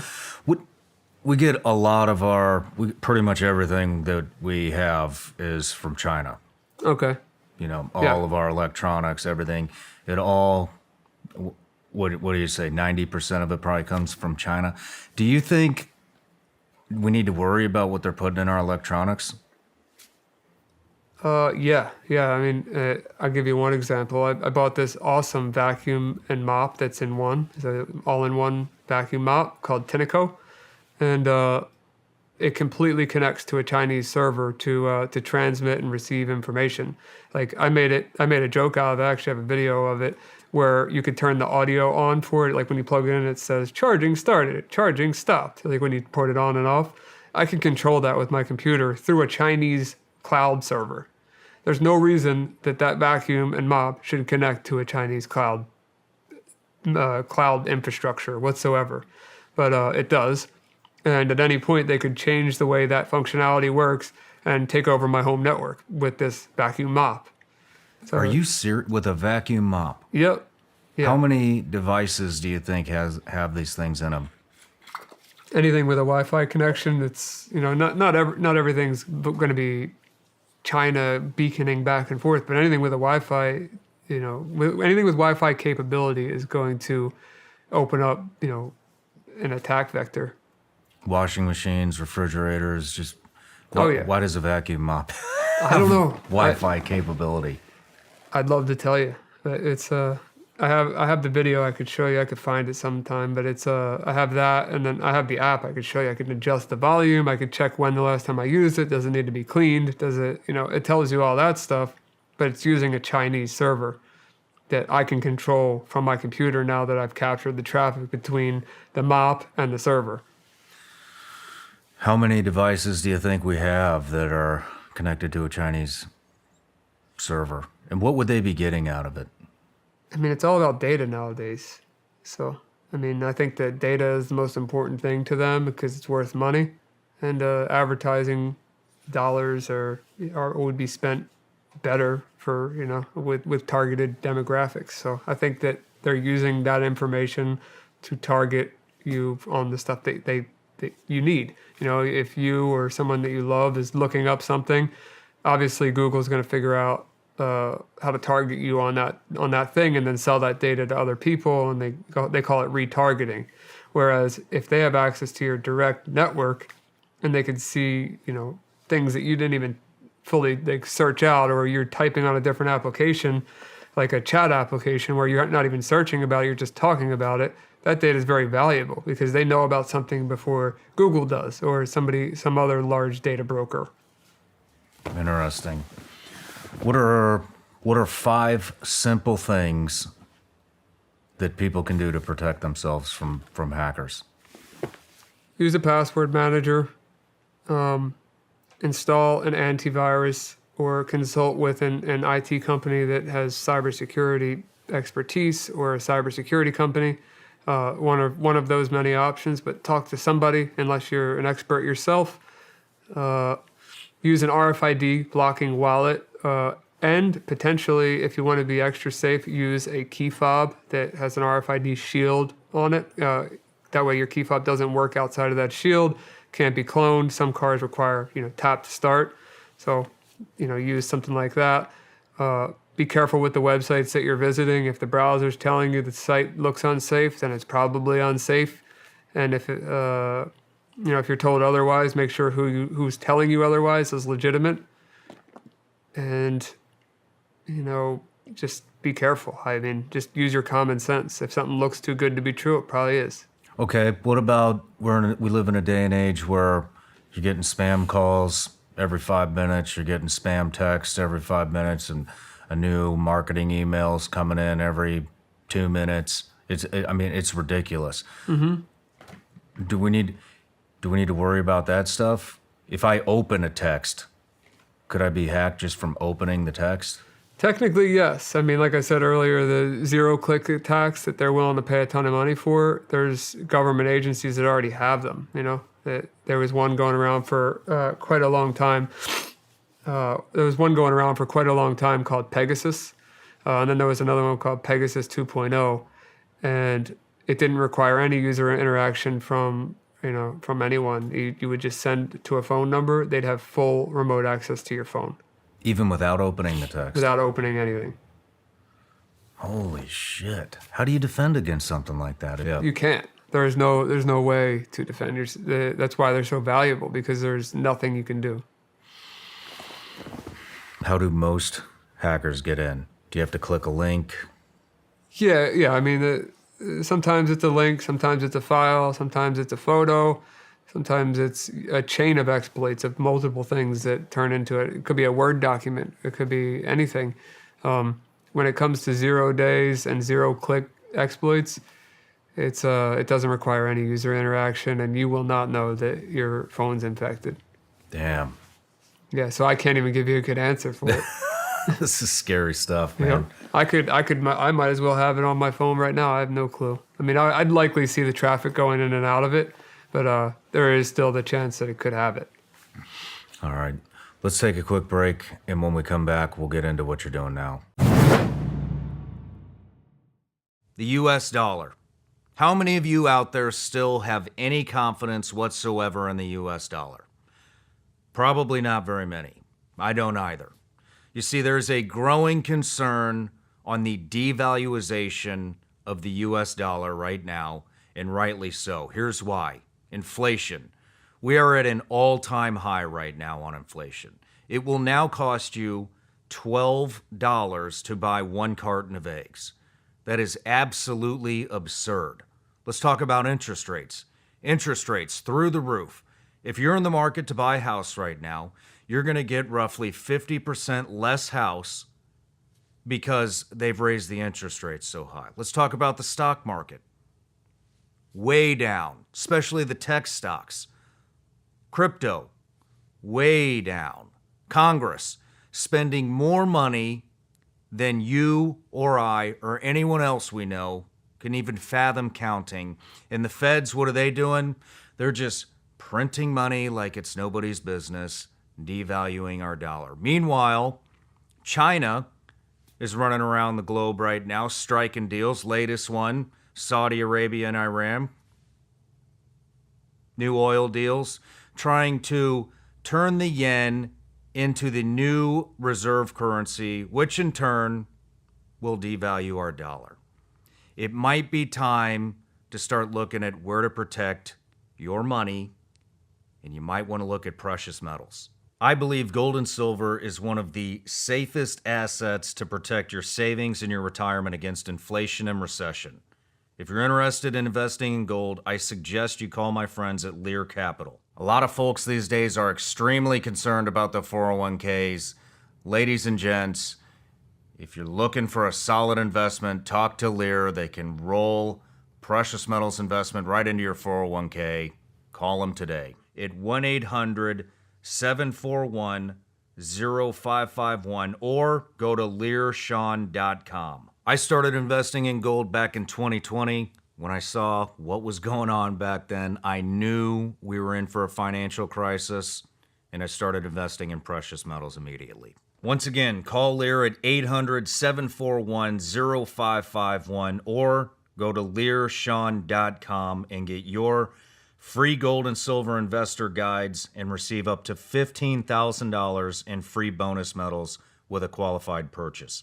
Information contained within Lear Capital's website is for general educational purposes and is not investment, tax, or legal advice. Past performance may not be indicative of future results. Consult with your tax attorney or financial professional before making an investment decision. You've probably heard me talk about my psychedelic journey last year and all the benefits that came from doing it. One being that I haven't drank in almost a year. I have not had any caffeine in almost a year. My anxiety is gone. My anger is gone. A whole list of benefits came from that, and it led me down this journey of researching benefits of mushrooms and fungi in general. In my research, I found this company called Mudwater. Mudwater is a coffee alternative with 4 adaptogenic mushrooms and herbs with a fraction of the caffeine as a cup of coffee. I have energy without anxiety, jitters, or the crash of coffee. What I really like about Mudwater is that they took the time to find the perfect ingredients to make a product to help you feel better every day. I genuinely believe that Mudwater is a good product. It's Whole30 approved, 100% USD organic, non-GMO, gluten-free, vegan, and kosher certified. Mudwater also donates monthly to the Berkeley Center for Science of Psychedelics, as Mudwater believes the country's in a mental health epidemic, and so do I. Go to mudwater.com/Sean to support the show and use the code SeanMud for 15% off. That's mudwater.com/Sean. Use the code SeanMud for 15% off. All right, Ryan, we're back from the break. We just got a whole class on hacking and all the stuff that you're capable of and all the things we need to be worried about. But let's talk about why you came here, and that's what you're doing now. You're basically hunting down these people that are exploiting children sexually on the internet and in person. Yeah. I know you have a couple of horrific stories. One guy that was, I think it was his daughter in the bathtub. Yeah. So I'll start, kind of where that all came from. I was at a friend's house, and I got a text message from my friend's wife, and it was multiple photos of screenshots of this website that was. It was clear from the screenshots that the website was on the regular internet; anyone could access it. And should I name the website? Yeah. It was. It's no longer up, but it was .co. So .co. Then that website went down, and it ended up being .to, like T as in Thomas, O as in Oscar. So I see this website, and I see the content in these screenshots that my friend's wife sent me. She doesn't know anything about computers, but she has kids herself, and she was like, "Can you do something about this?" And I read this content, and one of them was talking about a mother that wanted to have kids, and then have the kids be so that when the kids grew up, that they could have and go even further. I mean, I'll pull up the screenshots because I'd like to explain like where my head was at that time. But as soon as I read these messages, I guess a switch flipped in my brain, and I left my friend's house immediately as I got the text, and I went home. I didn't know for sure that I was going to be able to get into this website. I just knew I wanted to do something about it, and I found a vulnerability in their platform. I got in, and from that point on, I started to exfiltrate the data every single day. All of the users. I noticed that that a lot of people were soliciting on the site, so I didn't want to download those messages in case of the fact that I pull in some images that I'm not allowed to have, and nor do I want. So I made sure to only download the publicly facing stuff, which didn't include. It had some very graphic text, but it didn't include anything illegal, which I think it should be illegal to talk that way. But it was horrible stuff. What were some of the? So you started this basically from a text conversation with a concerned mom. That's what got you into it. Yeah. What's some of the text that you saw on rapey.com? I'd like to read them to you if you want. I still have them. Read them. So this is before I ever caught a single predator in my life. This was the beginning and what set my brain off to want to help. But this is before I even heard of this website, before I heard of anything to do with it. Okay, here they are. So the title, should I read these? Like, they're graphic. Yeah, read them. So the title of this post is, "Who wants to bang these little?" And then somebody replied underneath, "I've got first dibs on the." Joseph Fritzl, Maximilian, there's two different users there. Pick for yourselves. And this was the photo that they used. Oh my God. That's just one of three. 3 text These messages. girls look like they're 6. Very young, yeah. And then there was that one story where I told you about I can't see it, but the story I told you about the bathtub situation where there was a father who posted their child in the bathtub, and it said underneath of it, they have no idea what's going to happen to them tonight. And then underneath of that, there were people that were part of this website who were saying what they were going to do to this child. And this wasn't just some fantasy that this guy was talking about. This was a guy posting his child in the bathtub, like for real. Like it really was his child. I assume he was a man, but it was a parent. So that really got to me. And then I got another part of this text message. I'll just read one more of the 3. And this one says that they are a 16-year-old. A lot of these people were role-playing to be children. And in our investigations, we found out there was a lot of actual kids on this website, real kids, that were under 18 at the time of this when I hacked the site. What are they doing on there? They're selling their bodies for money to these kids? To these people, yeah. It's kids prostituting themselves. Yes. Yeah. So one of them, I don't know if this is a real 16-year-old or not, but what was said was pretty disturbing regardless. It said, "God, I really want to be a mom. I need someone who wants to 16-year-old. When I have our daughter, I'd let you do whatever you wanted from whatever age. Make me watch as you teaching her how to lovingly. Don't worry if it's a boy. You can watch teaching him how to properly woman. Teaching him how to slap and hurt me to. He'd be so cute trying to so little." Oh my God. So when I got these text messages and reading them even current day right now, it makes me sick to my stomach to even think about. And I know they're gone. So, I mean, not all these people are still out there, but the website's down. How many people are on this website? At first, I thought it was a couple thousand. When I cleaned up the database and figured it out, there's about 7,000 people in just this one website, and we have a total of 5. You have 7,000 people on one website. And you couldn't become a member of this website unless you answered an application where you had to answer a question that was something like, "Are you okay with doing something horrible with a 3-year-old and in all of their holes?" You had to answer that question in detail. I forget the exact verbiage of the question. It's posted somewhere in regards to this interview or Project Veritas, one or the other.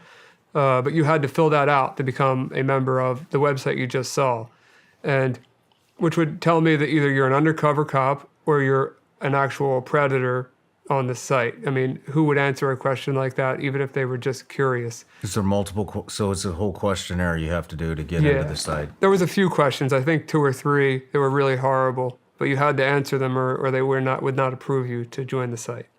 Is there any other prerequisites to get on sites like these?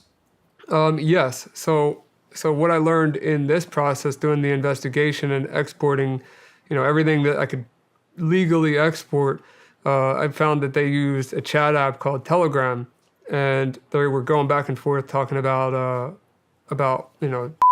and they would call it cheese pizza and use all kinds of different phrases for it. And I realized there was these moderators in the chat rooms outside of the website, where if you would send them, they would let you into another group which was full of.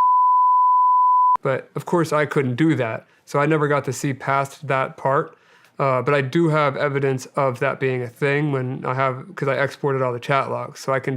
It shows that if I were to send something horrible to one of those moderators, I would have seen something even worse, which is hard to imagine, than we are already seeing here. What did you do with that information? Actually, let me backtrack. I'm sorry. How long did it take you to crack into that website and get this information? I wasn't sure, like I said, when I got the text messages, and I wanted to try to my goal was to just take the site down, and I knew I could make that happen because it was on the clear net, regular internet for anyone to visit. I knew I could do that, but I didn't know if I could actually get access to their server. Once I found the vulnerability, maybe an hour, 2 hours at the most, if I could remember correctly. It wasn't long. And they never found out they were hacked. So to this day, they never found out. They will never find out.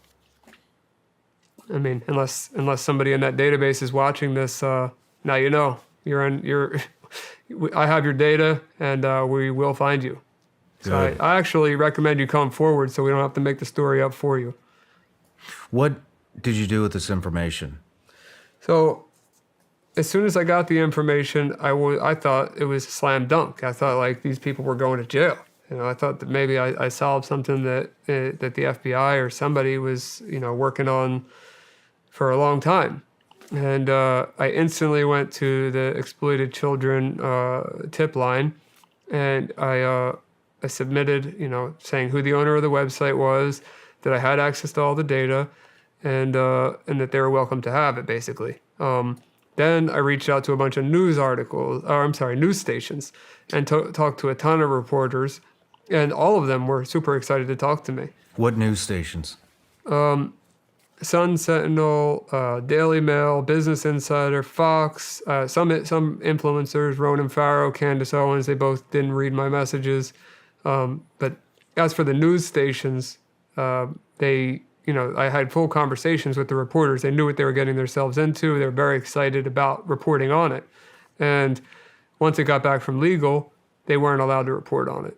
And I said, well, okay, if you're not allowed to report on the illegally obtained material that I have, just let parents know that this website exists and whatever you want, but just keep whatever illegal out of it. I just want parents to know that this website exists. You don't need to put my name. You don't need to put the material I obtained.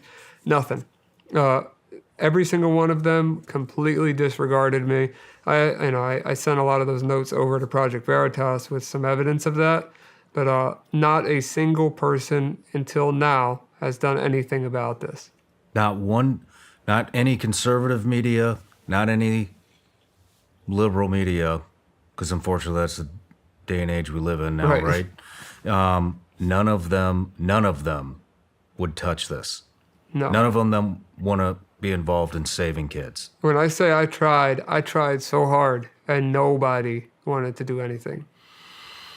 So what wound up happening with the information?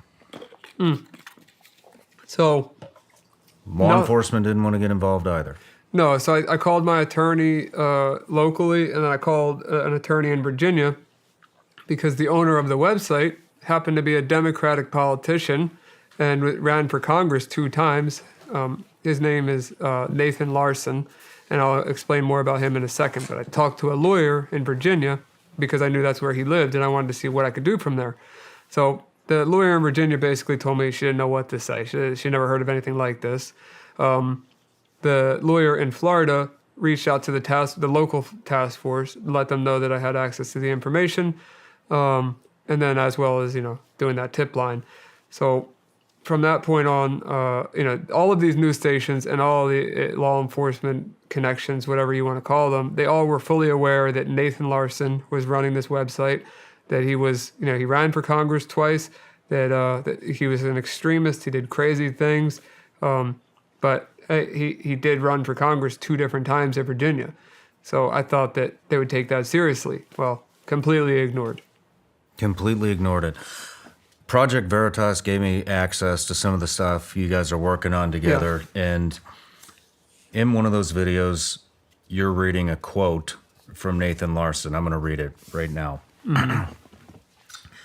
This is from Nathan Larson, Democratic politician that ran for VA Congress multiple times, ran a website for pedos to discuss their dark intentions and fantasies. Here's the quote. "It's not enough kids and take their innocence. You also need to reproduce the next generation with them.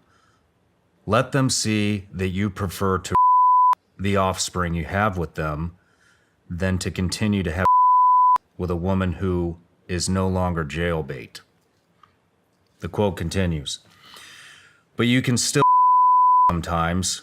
Just let her know, though, that what you love her for the most is producing with you a fresh, new, young girl, and that this is her main value and contribution hat.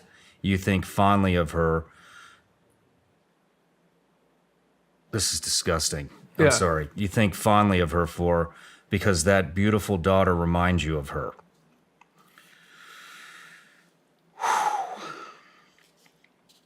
It's unimaginable. It's like, how do people think this way? But there's so many people that think this way that it's alarming. Is the word for it. I don't know how else to put it. It's way more people than you'd think, than you'd like to believe. Code words: pizza and cooking, and cheese pizza stands for.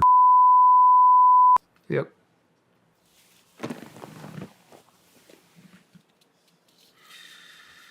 This is disgusting. Yeah, it gets only worse than that. It's really bad. How much worse does it get? Worse. I mean, people. This is a person talking about it, and it makes me uncomfortable just as much as it makes you uncomfortable. But these people, what they're talking about, they're doing. This guy isn't some guy with a bunch of fantasies. This guy got arrested 6 months after. Nobody did anything about it. And, like I said, I try my best. He gets arrested 6 months later with a 12-year-old at a layover at an airport after he kidnapped her. So not only did he talk about it, he did it. and he got caught. As for some other people, I don't know how much more I can go into it, but one guy we're investigating, as of 2020, which is after I submitted the data, he got in trouble for doing something horrible to a child as well, became a fugitive, and I think they eventually got him. But, we're not even close to through the list yet, and, we got a lot more people to expose, and they're not just talking about it, they're doing it. Let's backtrack real quick because you kind of breezed over what happened. So the guy with the daughter in the bathtub, Yeah. what happened? That guy with the daughter in the bathtub, I don't know where he went. He's part of the database. I'm talking about the guy that got arrested in Denver. Oh, that's Nathan Larson. Okay. So Nathan Larson, he got arrested 6 months after the fact. After I hacked his site, after I submitted it to the authorities, to all the news stations, he gets arrested with a 12-year-old girl and gets arrested for kidnapping. And I don't think he got charged with rape, but he got the kidnapping charge. Nathan Larson then went to federal prison for that. And, the website went down. And, he sat in prison for, I forget what the sentence was, but it was quite a long time. And to my knowledge, when you're a person like him, you are going to be you're going to be separated in a federal prison from the regular inmates. And, spoiler alert, but Nathan Larson's dead. And the reason why he's dead is due to starvation. The news says that it's suicide. If I had to guess, the inmates that were, responsible for feeding him just let him, starve to death. And I believe he deserved every second of that pain. You and me both. So there's been five other sites that you've cracked into. So when I hacked Rapey, Nathan left backups of his previous websites on the same server. So it really only took one site to get all 5. How many names altogether? I can't give you an exact number. I'm not sure. I bet it's tens of thousands. Tens of thousands of people. Are these people all in? Where do you know where they're all at? Are they from all over the country? All over the country. world? Some are international, but most of them, are in the country. So when did 561 PC start? So 561 PC is an organization that I created with a friend, Scrappy. He's an MMA fighter. It started because of the frustration that nothing happened from this original, this whole ordeal. We're talking 2.5 years after the fact. I've been, looking into information on predators for organizations on YouTube anonymously with my name not attached whatsoever. Just finding information and sending it over to the organizations, and then they would go and confront them themselves. And I did that for many organizations, like I said, completely anonymously. I wasn't looking for recognition or my name to be attached to anything. I meet Scrappy, Dustin Lampros, whatever you want to call him. He's a really good dude. And Hold on, Scrappy's a professional MMA fighter in the UFC, correct? He didn't get his call for the UFC yet, but he's 8-0 undefeated, 7 knockouts. He's likely going to get the call. He's on the way. Yeah, and even Dana White knows who he is, I believe. He's a good dude outside of fighting. He's a very nice guy, gentle heart, religious guy, great person in my eyes. So he was a good partner to pick for this upcoming project. And I was like, hey man, do you know how bad it is on the internet? Like I told him the story that I just told you. He was blown away by the fact that nothing happened. And I told him, I said, like, let me show you how bad it is, not just tell you. So I was like, Google search teen chat room Florida, or it was something similar to that. So he Googled it. I told him, click any chat room. I don't care which one it is. He clicks the chat room. He clicked guest. He clicked guest. He didn't have to make an account. Made his name Ashley, 13, female, Florida, something like that, and just said hi in the chat room. And within 5 minutes, he must have got 40, 50, 60 messages from grown men, some naked, some trying to video chat, some saying that, they want to meet up, very horrible things, like grown men hanging out in these teen chat rooms. From that point on, he realized how serious this actually was. And I was like, hey, well, you know that it's not just these chat rooms. It's most of the time it's social media apps like Facebook, Snapchat, Instagram, Twitter, TikTok, Tinder, all of them. It's anywhere a kid has access to. Roblox, Minecraft, their Xbox when they're talking to their friends. These predators are on everything. So I said to him, hey, if we get some decoys in there and they grown women or grown men, they pretend to be children, we can go and try to catch these people and expose them in real life. Just the same way I've been helping organizations for 2.5 years do it, except instead of me sending it to them, we'll do it ourselves. We'll clean up at least try our best to clean up our town in South Florida. And he was like, yeah, man, I'm definitely down to do it. And of course, at first you think when somebody says they're down to do something like that, it's a hit or miss. But he was on point, ready to go. And, we've caught 14 people now in a couple months of doing it. And, local law enforcement, Delray Beach Police, have been incredible. And we're just going to continue to grow. If anybody's interested in checking that out, it's at 561PC, like 561 Predator Catchers on Instagram, same as for YouTube. And, you'll find me there, and you'll also find Scrappy there. Let's rewind. What was your first operation like? My first what? Your first operation. What's the first guy you guys caught together as a team? How did that go down? So the first guy we caught as a team was just a complete test. Scrappy and I used an app called Grindr, which is a gay dating app for the most part. Not only gay, but mostly gay. And we both used a filter to make ourselves look younger. And we just started talking to any guy that messaged us. We didn't message anybody first. We waited for people to message us. And one guy eventually, within an hour, decided to talk to us. And we went out, met him, called the cops. And the guy ran to the bathroom. We couldn't film in the bathroom. Where'd you meet him? Right on Atlantic Ave in Delray, in front of 1 million people. And I embarrassed. I screamed at the top of my lungs at what he was there to do. And I don't do that anymore because you can get a disorderly conduct for that. I didn't know that at the time. But that was my first encounter.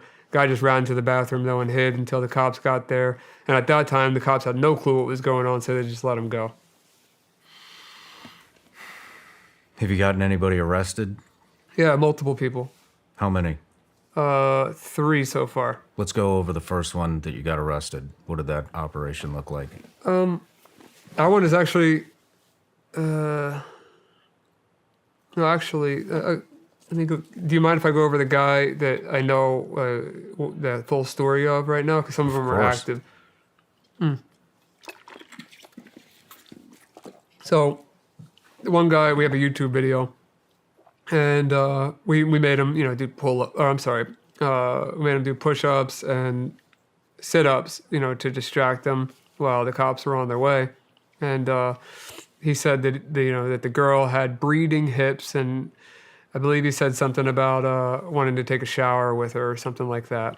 And how Florida works is they have the police station and then they have the state attorney. Some states have district attorneys, some states have state attorneys. I think they're the same thing, but they're just named differently. But the state attorney is the one that ultimately makes a decision on if the person is going to be convicted or charged with these charges. But the cops make the decision on what they're being charged with. So we meet the guy. He admits to everything, that he said in the chat logs. He admits to maybe even a little bit more. Then he admits it again to the police officers. He goes in the interrogation room. I send the chat logs and the video to them while they're interrogating. He admits everything to them because it's not evidence until the predator says it. Like, our evidence isn't valuable because we're vigilantes. So, it's not technically evidence unless the police obtain it. So all of that went well. The cops Delray Police spent a ton of time building the report out for this guy. State attorney, was kind of iffy about it, it seemed.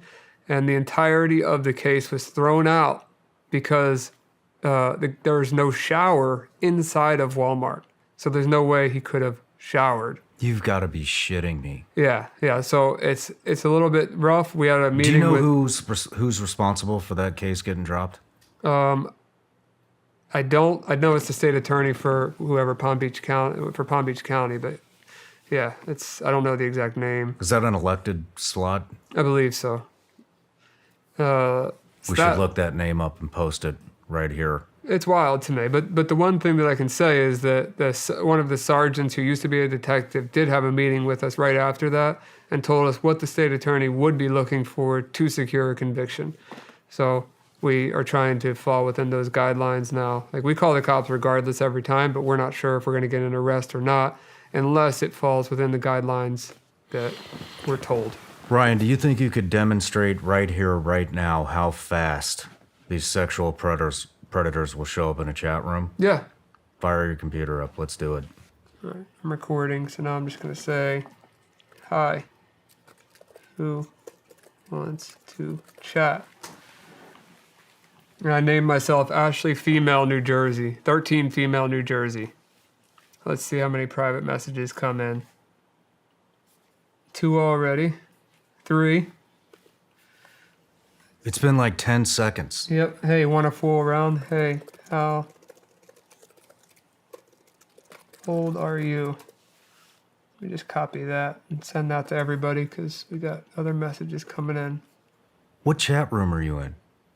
Just a teen chat. Hey, you want to cuddle a bit? I'm giving them the benefit of the doubt right now that they didn't read the. Oh, he's 47. 47 years okay old with in a my teen age? chat room. You got him in what? 5 seconds? He's Yeah. already messaging in? Oh yeah, there's a ton. I can't even keep up with them here because every time I click one, there's more on the list. He says he's okay. I said, "Are you okay with my age?" He says, "Yes, age 13, like my profile says." I got 2 more messages, so now we're at 1, 2, 3, 4, 5.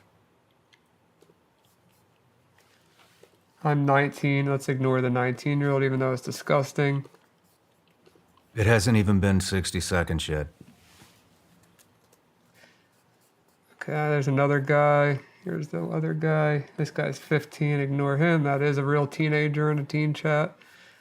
The 47-year-old says, he said age. I said 13 like my profile says. He said name, Ashley.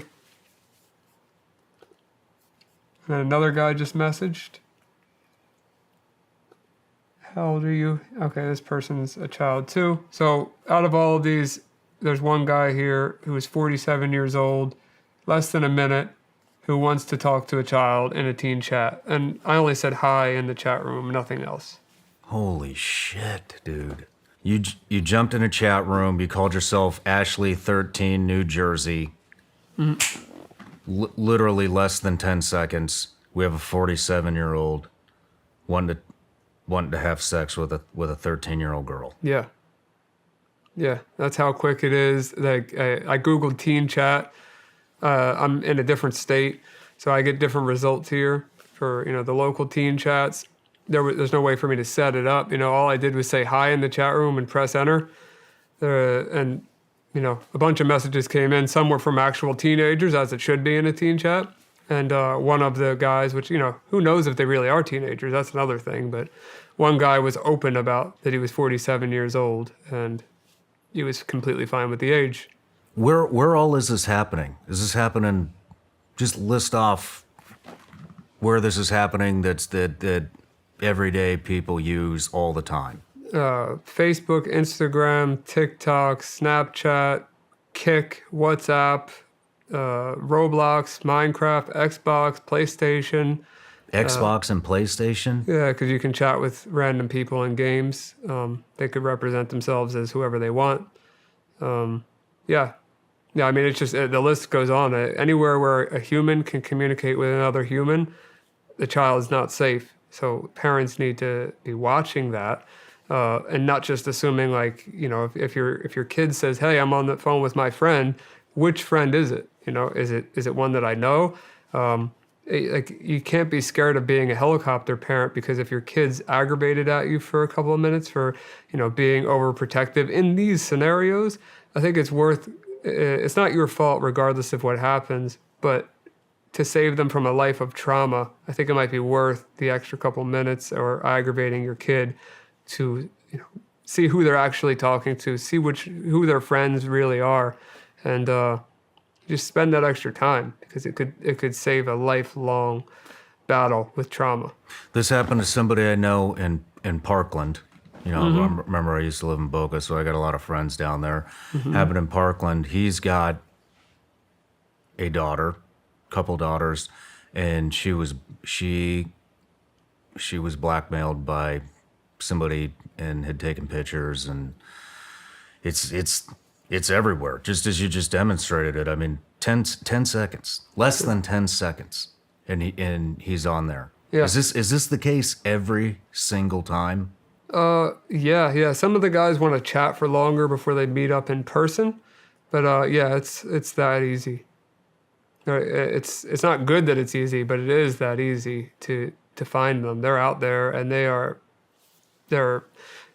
being predatory, like the name states. How? I don't know what to call it. I don't want to call it a success rate, but what is the percentage of people that you're talking to on here that will come and meet? Depends on how long you talk to them, and if you can convince them that you're not a police officer. Would you say the majority of them? Way more than the majority, yeah. 90%? Yeah. Over 90%? It depends if they ask to meet or not yet, because sometimes it takes a while for them to chat. So I would say, yeah, like if they ask to meet, 95% plus if they ask to meet up. 95%, you think? Yeah. Damn. How did Project Veritas get involved with you?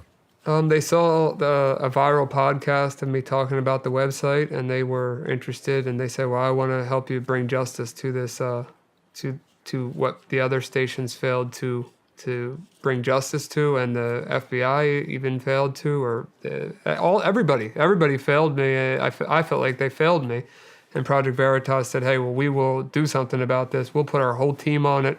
We're gonna bring light to this. We're gonna bring these people out of the dark corners of the earth, and it made me feel like, okay, I have a team here. I have people that are willing to, fly across the country and meet me in a 24-hour notice, which they did, to have a conversation. They flew me out to New York to do an interview.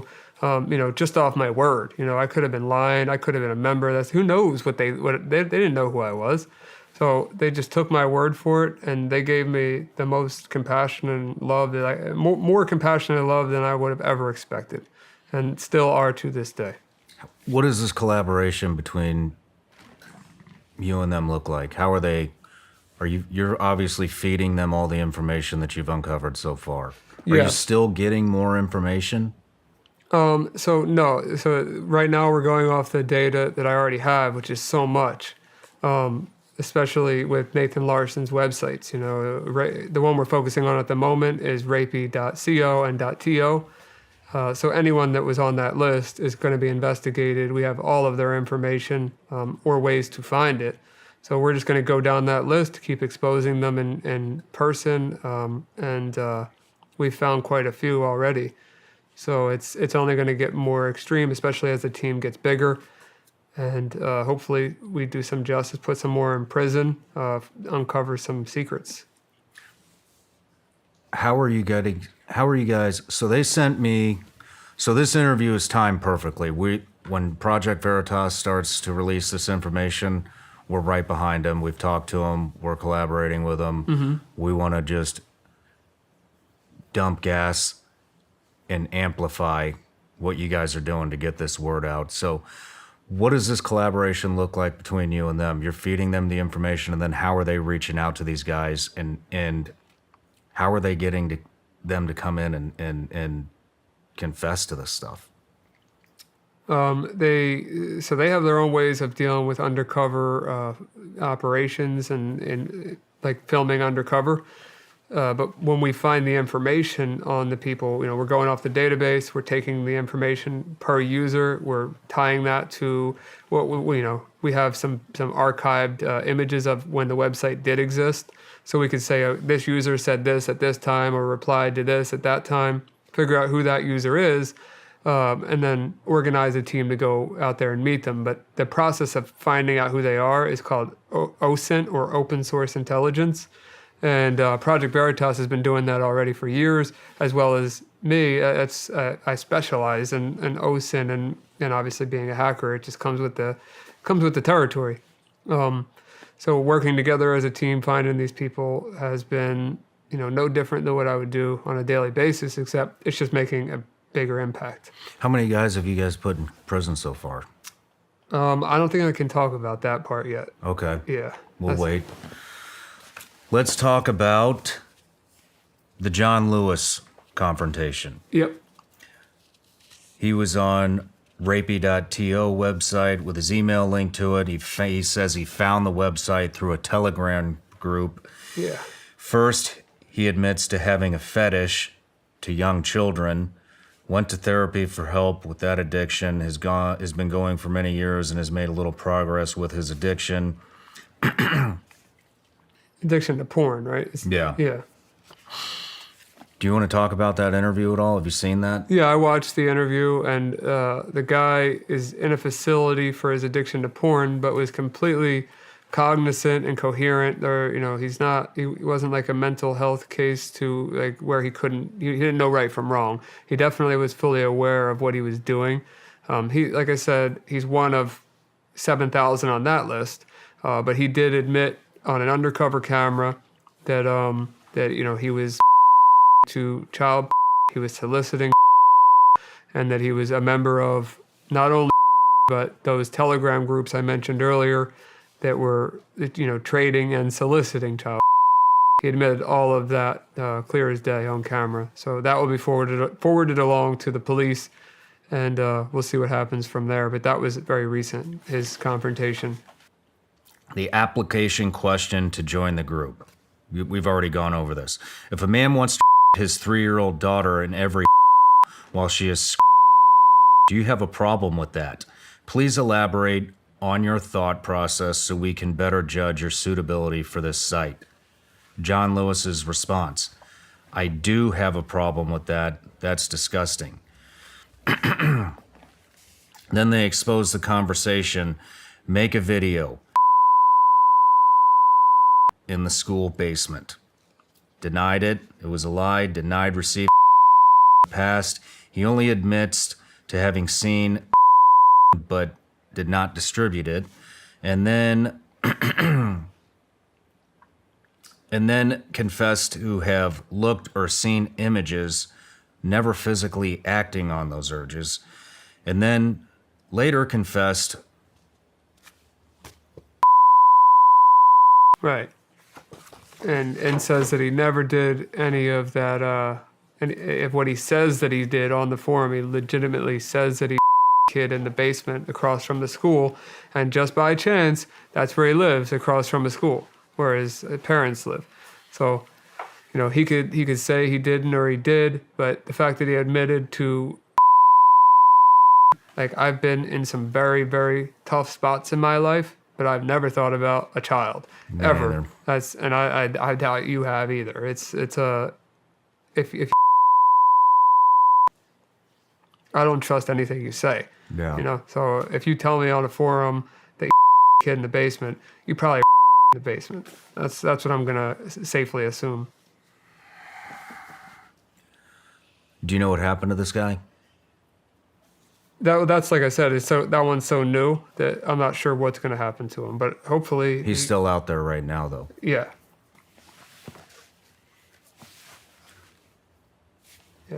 How do we solve this shit, man?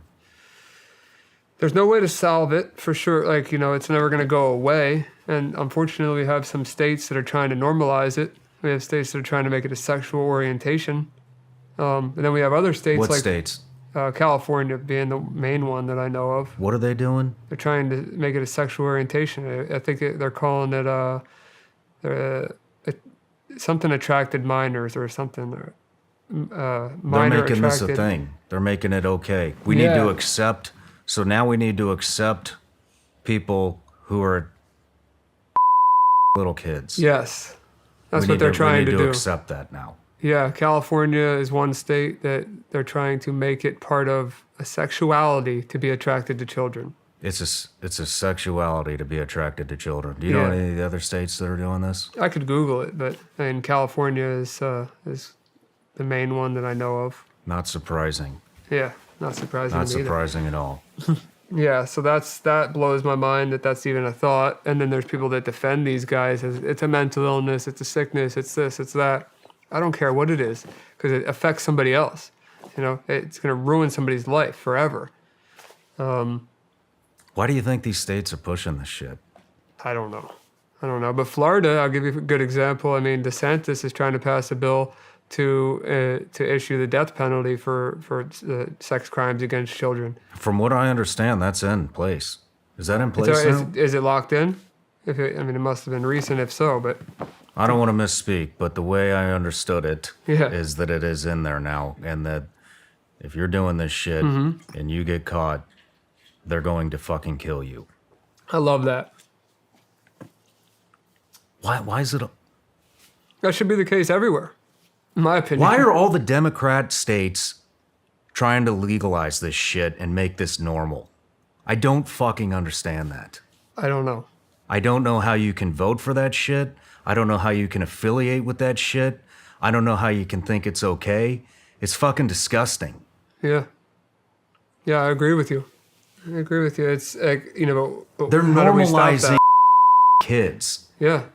And they're creating people And to people defend are them. voting this shit in.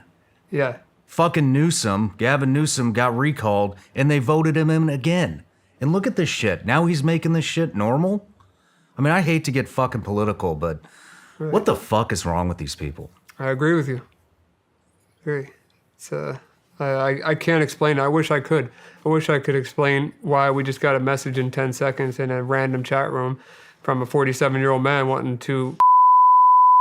But I can't. I have no explanation. And all I know is that we need to find a way for parents to be educated and for kids when they get old enough to be educated, so that this doesn't happen to them. That's all I know that I could do. And the only other thing I know I could do outside of educating parents, schools, children, is help some organizations out that human trafficking and victims of any type of sexual assault, whether they're children or adults. Like I have the resources and the team and the skill set to be able to help people. I just need those people to be put in place, as well as, let's say, parents monitoring their child on an app. I have some ideas in my head for apps, but I don't want to plug a specific app if I don't know if it's great or if I can trust them. So, Well, even if you don't plug an app, Ryan, what do these apps do? Like, so if I put this app on my son's phone, what do I get? So you're going to know where he's at all times. You're going to be able to read his text messages. You'll be able to check his app usage. You'll be able to, lock down certain parts of the phone that you don't want him to be on.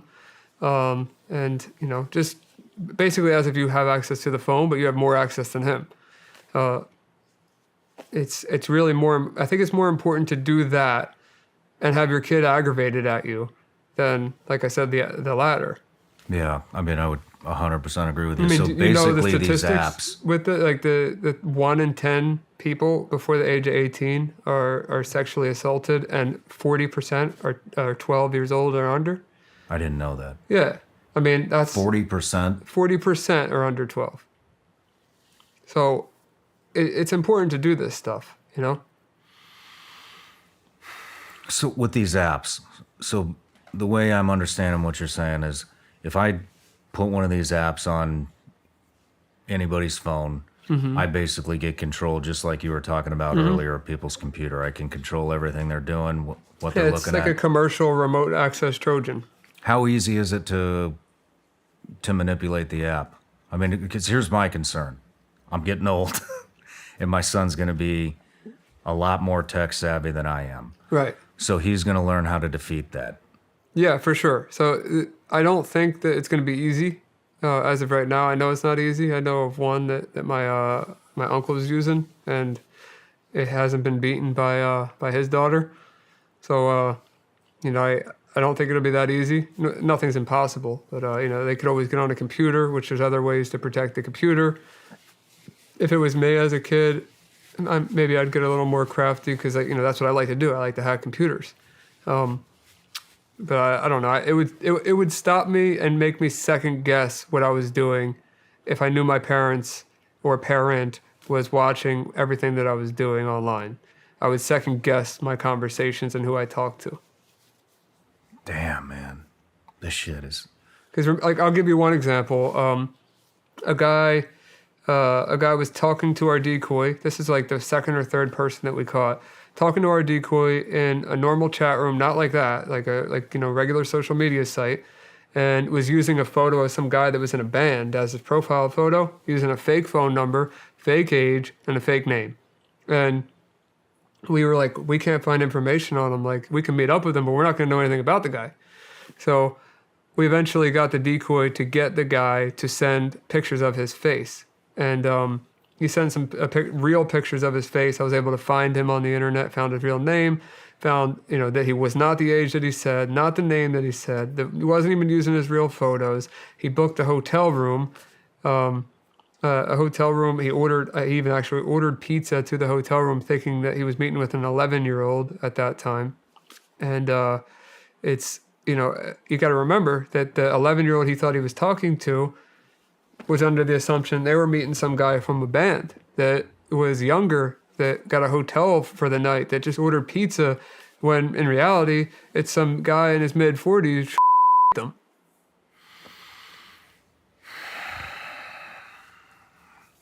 It's unbelievably messed up. Let's take a break. I need a break.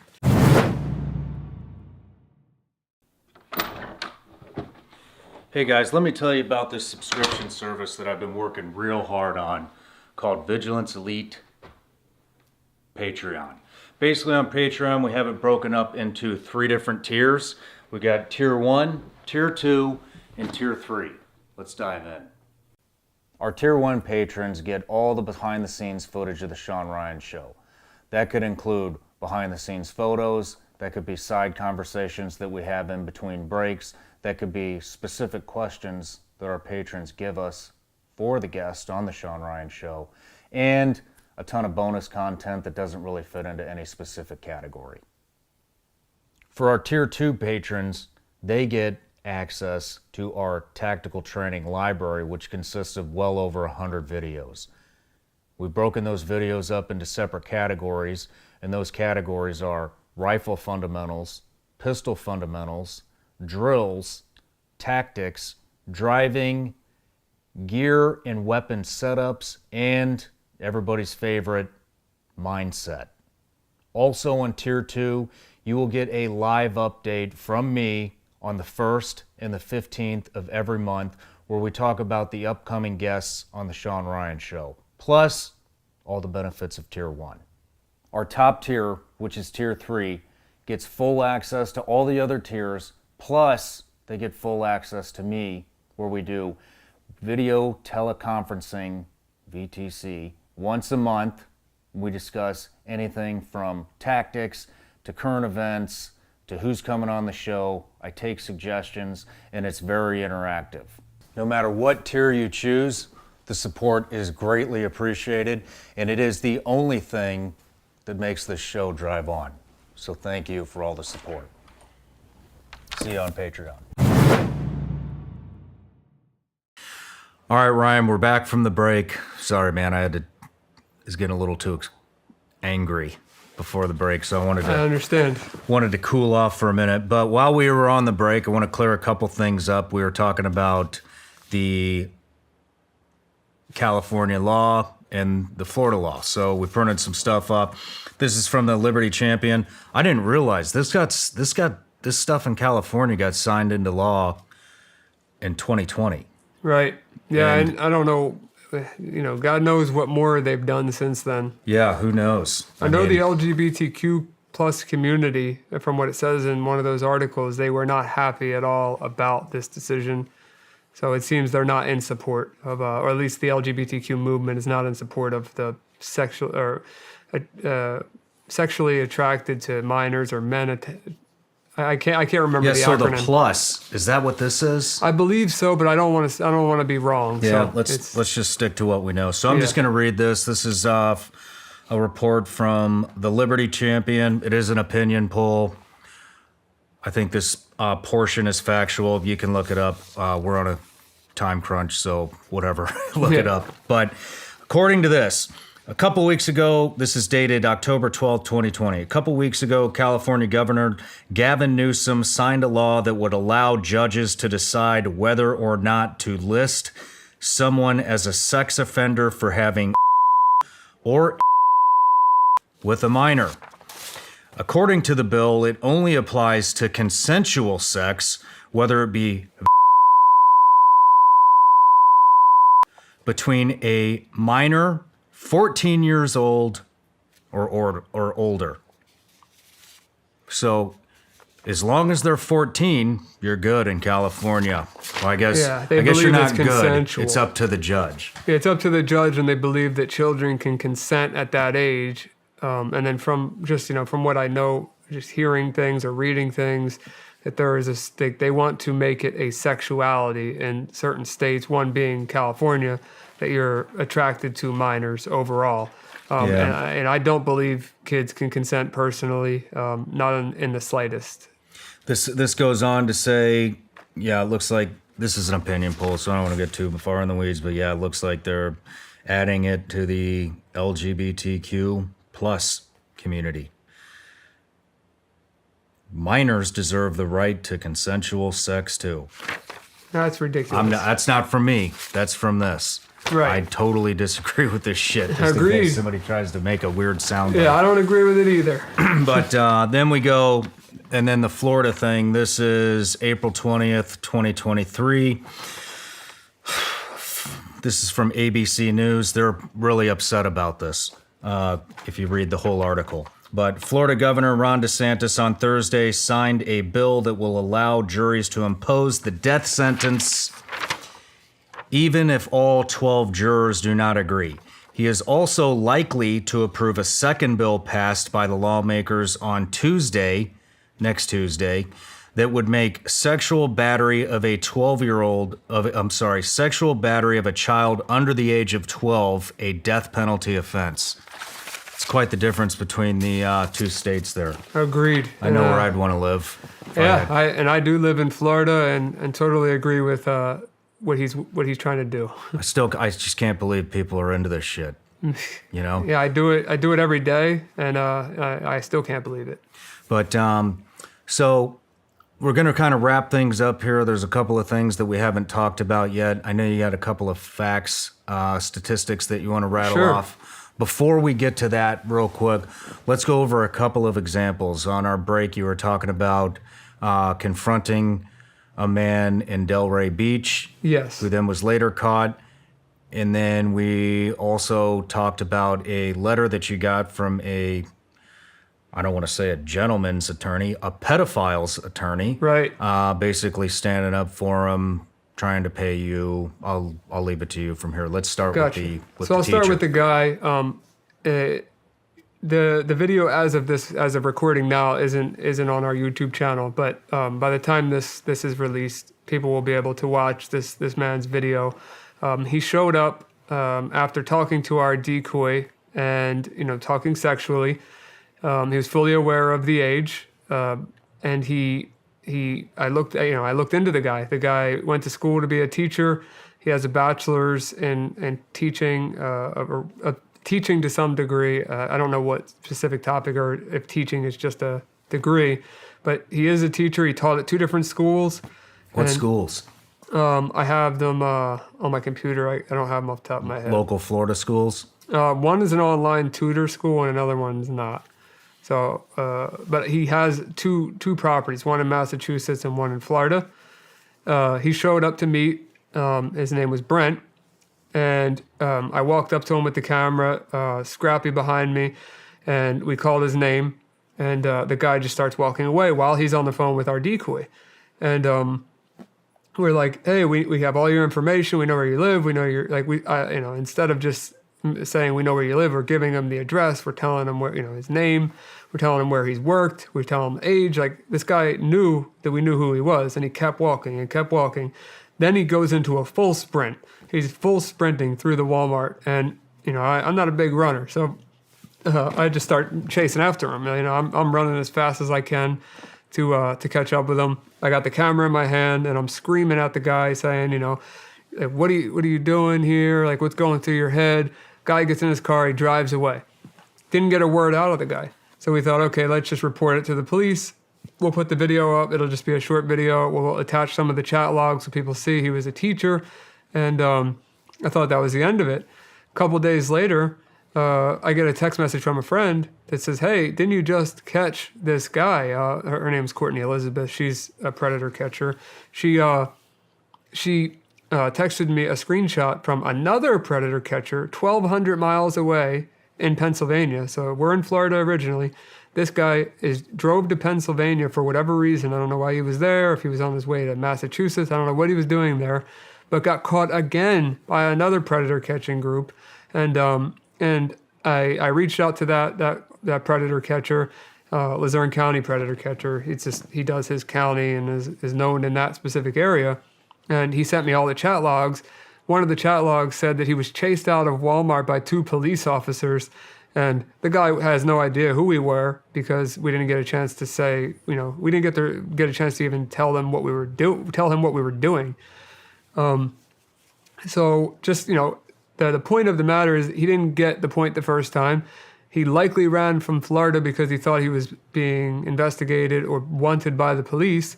And then you also have to think, if he got caught twice by 2 predator catchers, which is not the most common, profession or niche in the world, how many times this man has not been caught? So it's disgusting, that he's a teacher, and disgusting that he'd do it twice. But just think of the amount of times this man has probably not been caught. So that was one thing. And then we caught another guy that I wanted to reference. We caught another guy named Steven. We went to his job. We asked for him. What was his job? He's a manager at a seafood restaurant. And we showed up there. We sat at the table. He was supposed to meet with our decoy. At that point, it was 13 or 14 years old. My memory serves me correctly. And he bailed last second that day. A lot of times these guys will bail and then they'll come back, or they never really disappear because they can't control themselves. This guy was very sexual. He said that he wanted our decoy to sit on his face. He wanted her to come back to his house. Horrible things. So we were like, you know what? We're not going to let this guy just bail and disappear. We know where he works. We have his information. Let's just go there, order 2 glasses of water. We know he's the manager, so he'll come up after we request the manager, and we'll bring him outside and have a conversation. So we did that. He was fully aware that he was being recorded, and everything was very transparent what was going on. We asked questions. He told us the answers to them. He knew we weren't police. He knew he was free to go at any time, and he offered a ton of information. That was up to him. That gets over with. Police come. We give the police all the information that we have, and some time goes by, and I get an email, which the original email was, saying to take the video down off of the internet, and that went to Scrappy's cell phone, and he didn't see it at first, but then when he did, he sent it to me, and then I replied to it. But the first email was straight to the point, like, take this video down. It's in violation of this statute, of the privacy laws of Florida, and last time I checked, you can record in public. You have no expectation of privacy in a public place, audio or video. And so I wasn't too concerned about the threat from the law firm who's representing our predator. So I sent the reply back and I said, take a look at the person that you are representing. Here are the chat logs if you want to be clear, because I didn't release them with the video. So the attorney could read all of the horrible things that the guy not only admitted in the video, but that he said himself in the chats with pictures of his face. Then they reply a few days later, and I'll read you their reply. They said, thank you for your response. In accordance with Florida Statute 934.03, we are requesting that you remove the video, As stated in my previous email, this video is exposing Mr. Blank to an increased risk of physical harm.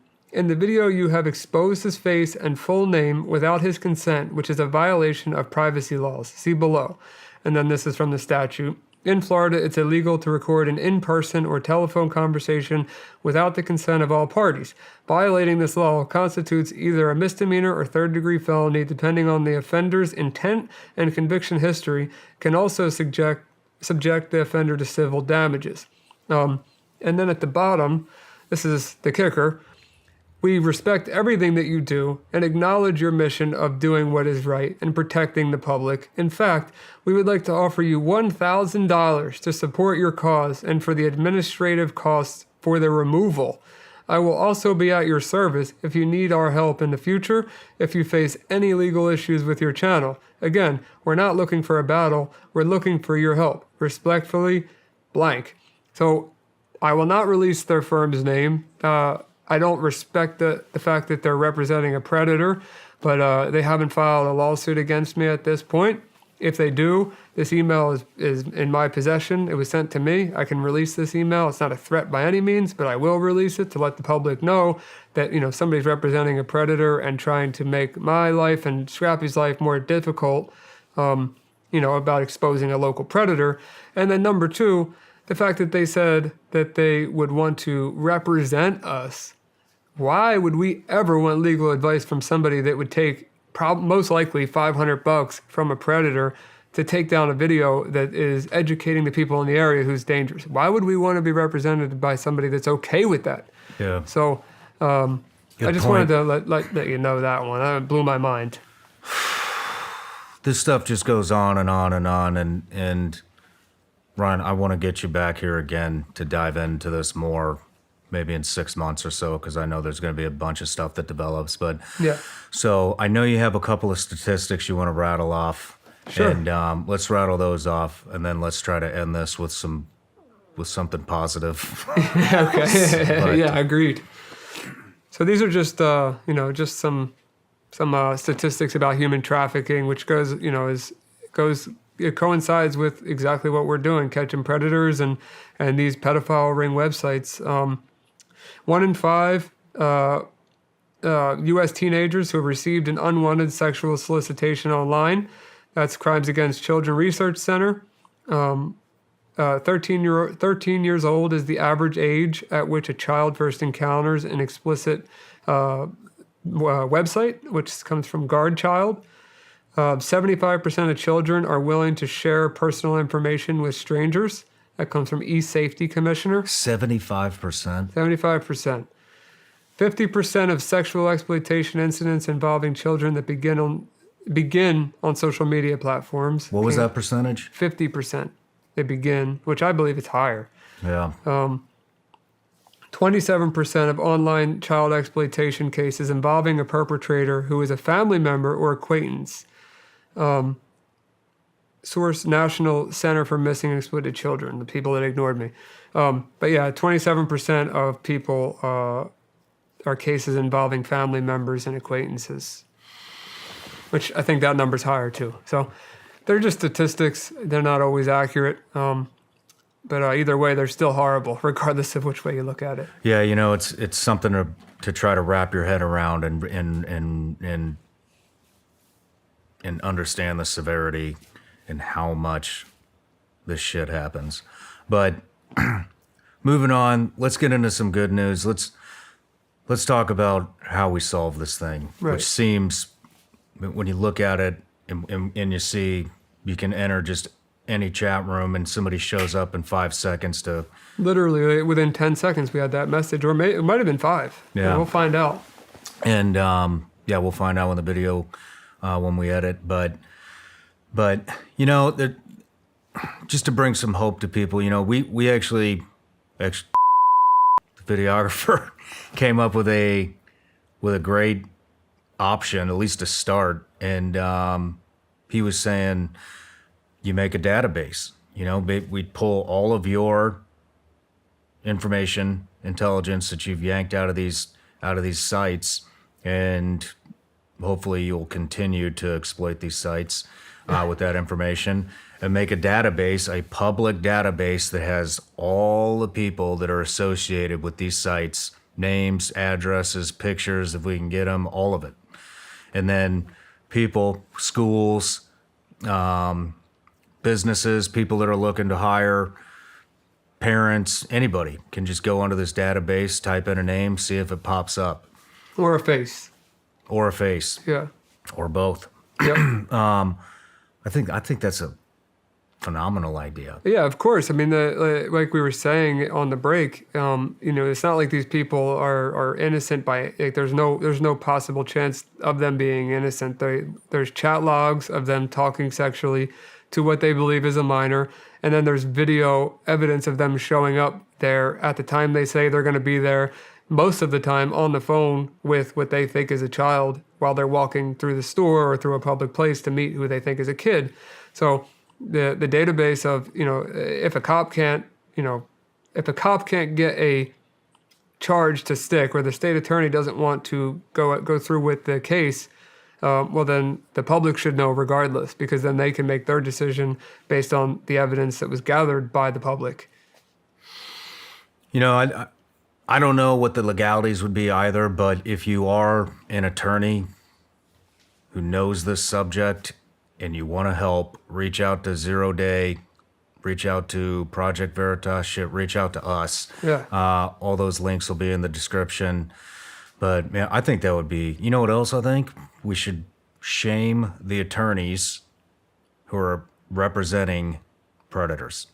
Yeah, I think it's ridiculous. I mean, there's no Put 'em on money a in the world billboard. that you could pay me to get rid of this information, to stop the journey that I'm on right now. I don't care what you offered me. It's not happening. It's not worth it. I care too much about kids. I don't even have a kid. And again, off the break, I said, I can't, I don't know how I'm going to act when I have a kid. I'm already crazy. And, it's about my friends' kids. I'm going to be, I need to find a balance between being a crazy parent and letting my kid have their own space, because I'm terrified. Yeah, me too. I don't even, this stuff really gets to me. And when we connected, I told you my goal this year is to dive into this subject and bring a lot of awareness to it. And man, this shit eats me alive, and then you read stuff like what California's doing, and it's, I mean, they're making this, they're trying to normalize it. Yeah. So if you're a pedo, move to California. Right, yeah, move If there. you're not down with that, move out of California. I guess so. It's getting to be that simple, They're gonna, look what's going on there, Yep. Everything, the whole, anyways, whatever. But, I really want your word to get out, and I want to connect you with some people. I want to connect you with my friend Matt Murphy, who's doing Operation Light Shine. He's making a huge dent in this stuff. I think how this ends, obviously government's not going to get involved, Right. especially in particular states. I guess Florida's getting involved. Florida might, yeah. But whatever, government moves as slow as a snail. So I think what it's going to be is it's going to be this collaborative effort from citizens, people like you, people like Matt Murphy, going after these guys. There's other organizations out there, and it's this big it's turning into this big collaborative effort, to get rid of these people and expose what they're doing and educate the public on how to keep your kids safe. And just, Ryan, just with what you're doing, I think I may have brought this up at the beginning, but I mean, if you think about the impact that you're having, you're educating kids. Kids are going to wise up to this stuff. That's going to drop the numbers. Parents are going to be listening to this. They're going to wise up to this. That's going to drop numbers. Mm-hmm. Predators are going to watch this and realize we're coming for them. And we are heavily. And they're going to get scared, and some of them are going to stop. So just by doing this show, this one show, it's going to stop a handful. It's going to save at least one kid. That's I can good with guarantee me. you that. One kid is good with me. I want to also, actually I already sent the text, but I want to introduce you to a podcast that's they do phenomenal work. It's called Concrete. It's run. Their host is a guy named Danny Jones. I think he's somewhere in the Tampa area. Okay. I'd love to connect you with him. I haven't even met him in person, but I'm a huge fan of their podcast. That's one that I watch. They I think I've dive actually deep seen into it. stuff. I've seen it with. I met one of the guys. Oh, good. Yeah, Well, not, I didn't meet any of the. I'm sorry, the producers of the show. It was somebody that was interviewed. He was a fraud guy, but Oh, yeah. Well, I'd like to introduce you to them because I think they will have the courage to help you get the word out. And there's another guy, Julian Dorian, who I'm actually going on his show here pretty soon, and I want to make that connection too because that guy he does some really, really, really good work, and I'd love to make all three of those connections with Matt, Concrete guys, and Julian Dorian. So I really appreciate that very much, and yeah, the more we can make, the more noise we make, the better. And like I said, the resources that I have, and the abilities that I have, and the abilities my team has, especially with the cybersecurity company and my hacking team combined, the more resources, the more we can do. I mean, it's very simple. If I don't have access to these missions, or I don't have access to some tips or what, I can't do anything. yeah. So Yeah, what I want to end this, I want to say, if you have fallen victim to this, or you know somebody that's fallen victim to this, speak up about it. Get in touch with Ryan Montgomery. All your links are going to be in the description. 0 Day, your Instagram, with a 0, not spelled 0. 561PC, that'll be linked. Project Veritas and everything that they're doing, all that stuff's going to be linked in the description. And if you don't want to reach out to them, you can reach out to us and we'll put you in contact with them because they're the ones doing the real work. And this is how we battle this shit. You've got to speak up. You've got to get to people that can lead you to the right people, and we got to expose these people. The predators. Man, what a heavy subject. yeah, unbelievable. What do you got coming up? Well, hopefully, when this release comes out, and I have some people reaching out, and not entirely sure I want to do them based on some things we just researched, but yeah, more to come. I think that I'll start with your connections. Right on, man. Yeah. Well, Ryan, I just want to say, man, it's you're just a great human.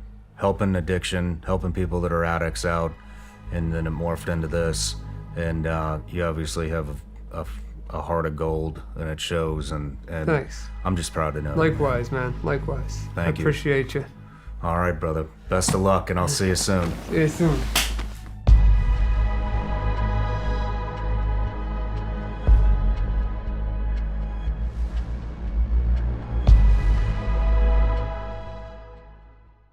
Hey everybody, I'm Sean Ryan. Click here to subscribe to the Sean Ryan Show YouTube channel for the hottest and most compelling interviews that you will not see anywhere else. I've also made a playlist of all the previous SRS episodes so they're easy to find. You can find that right here.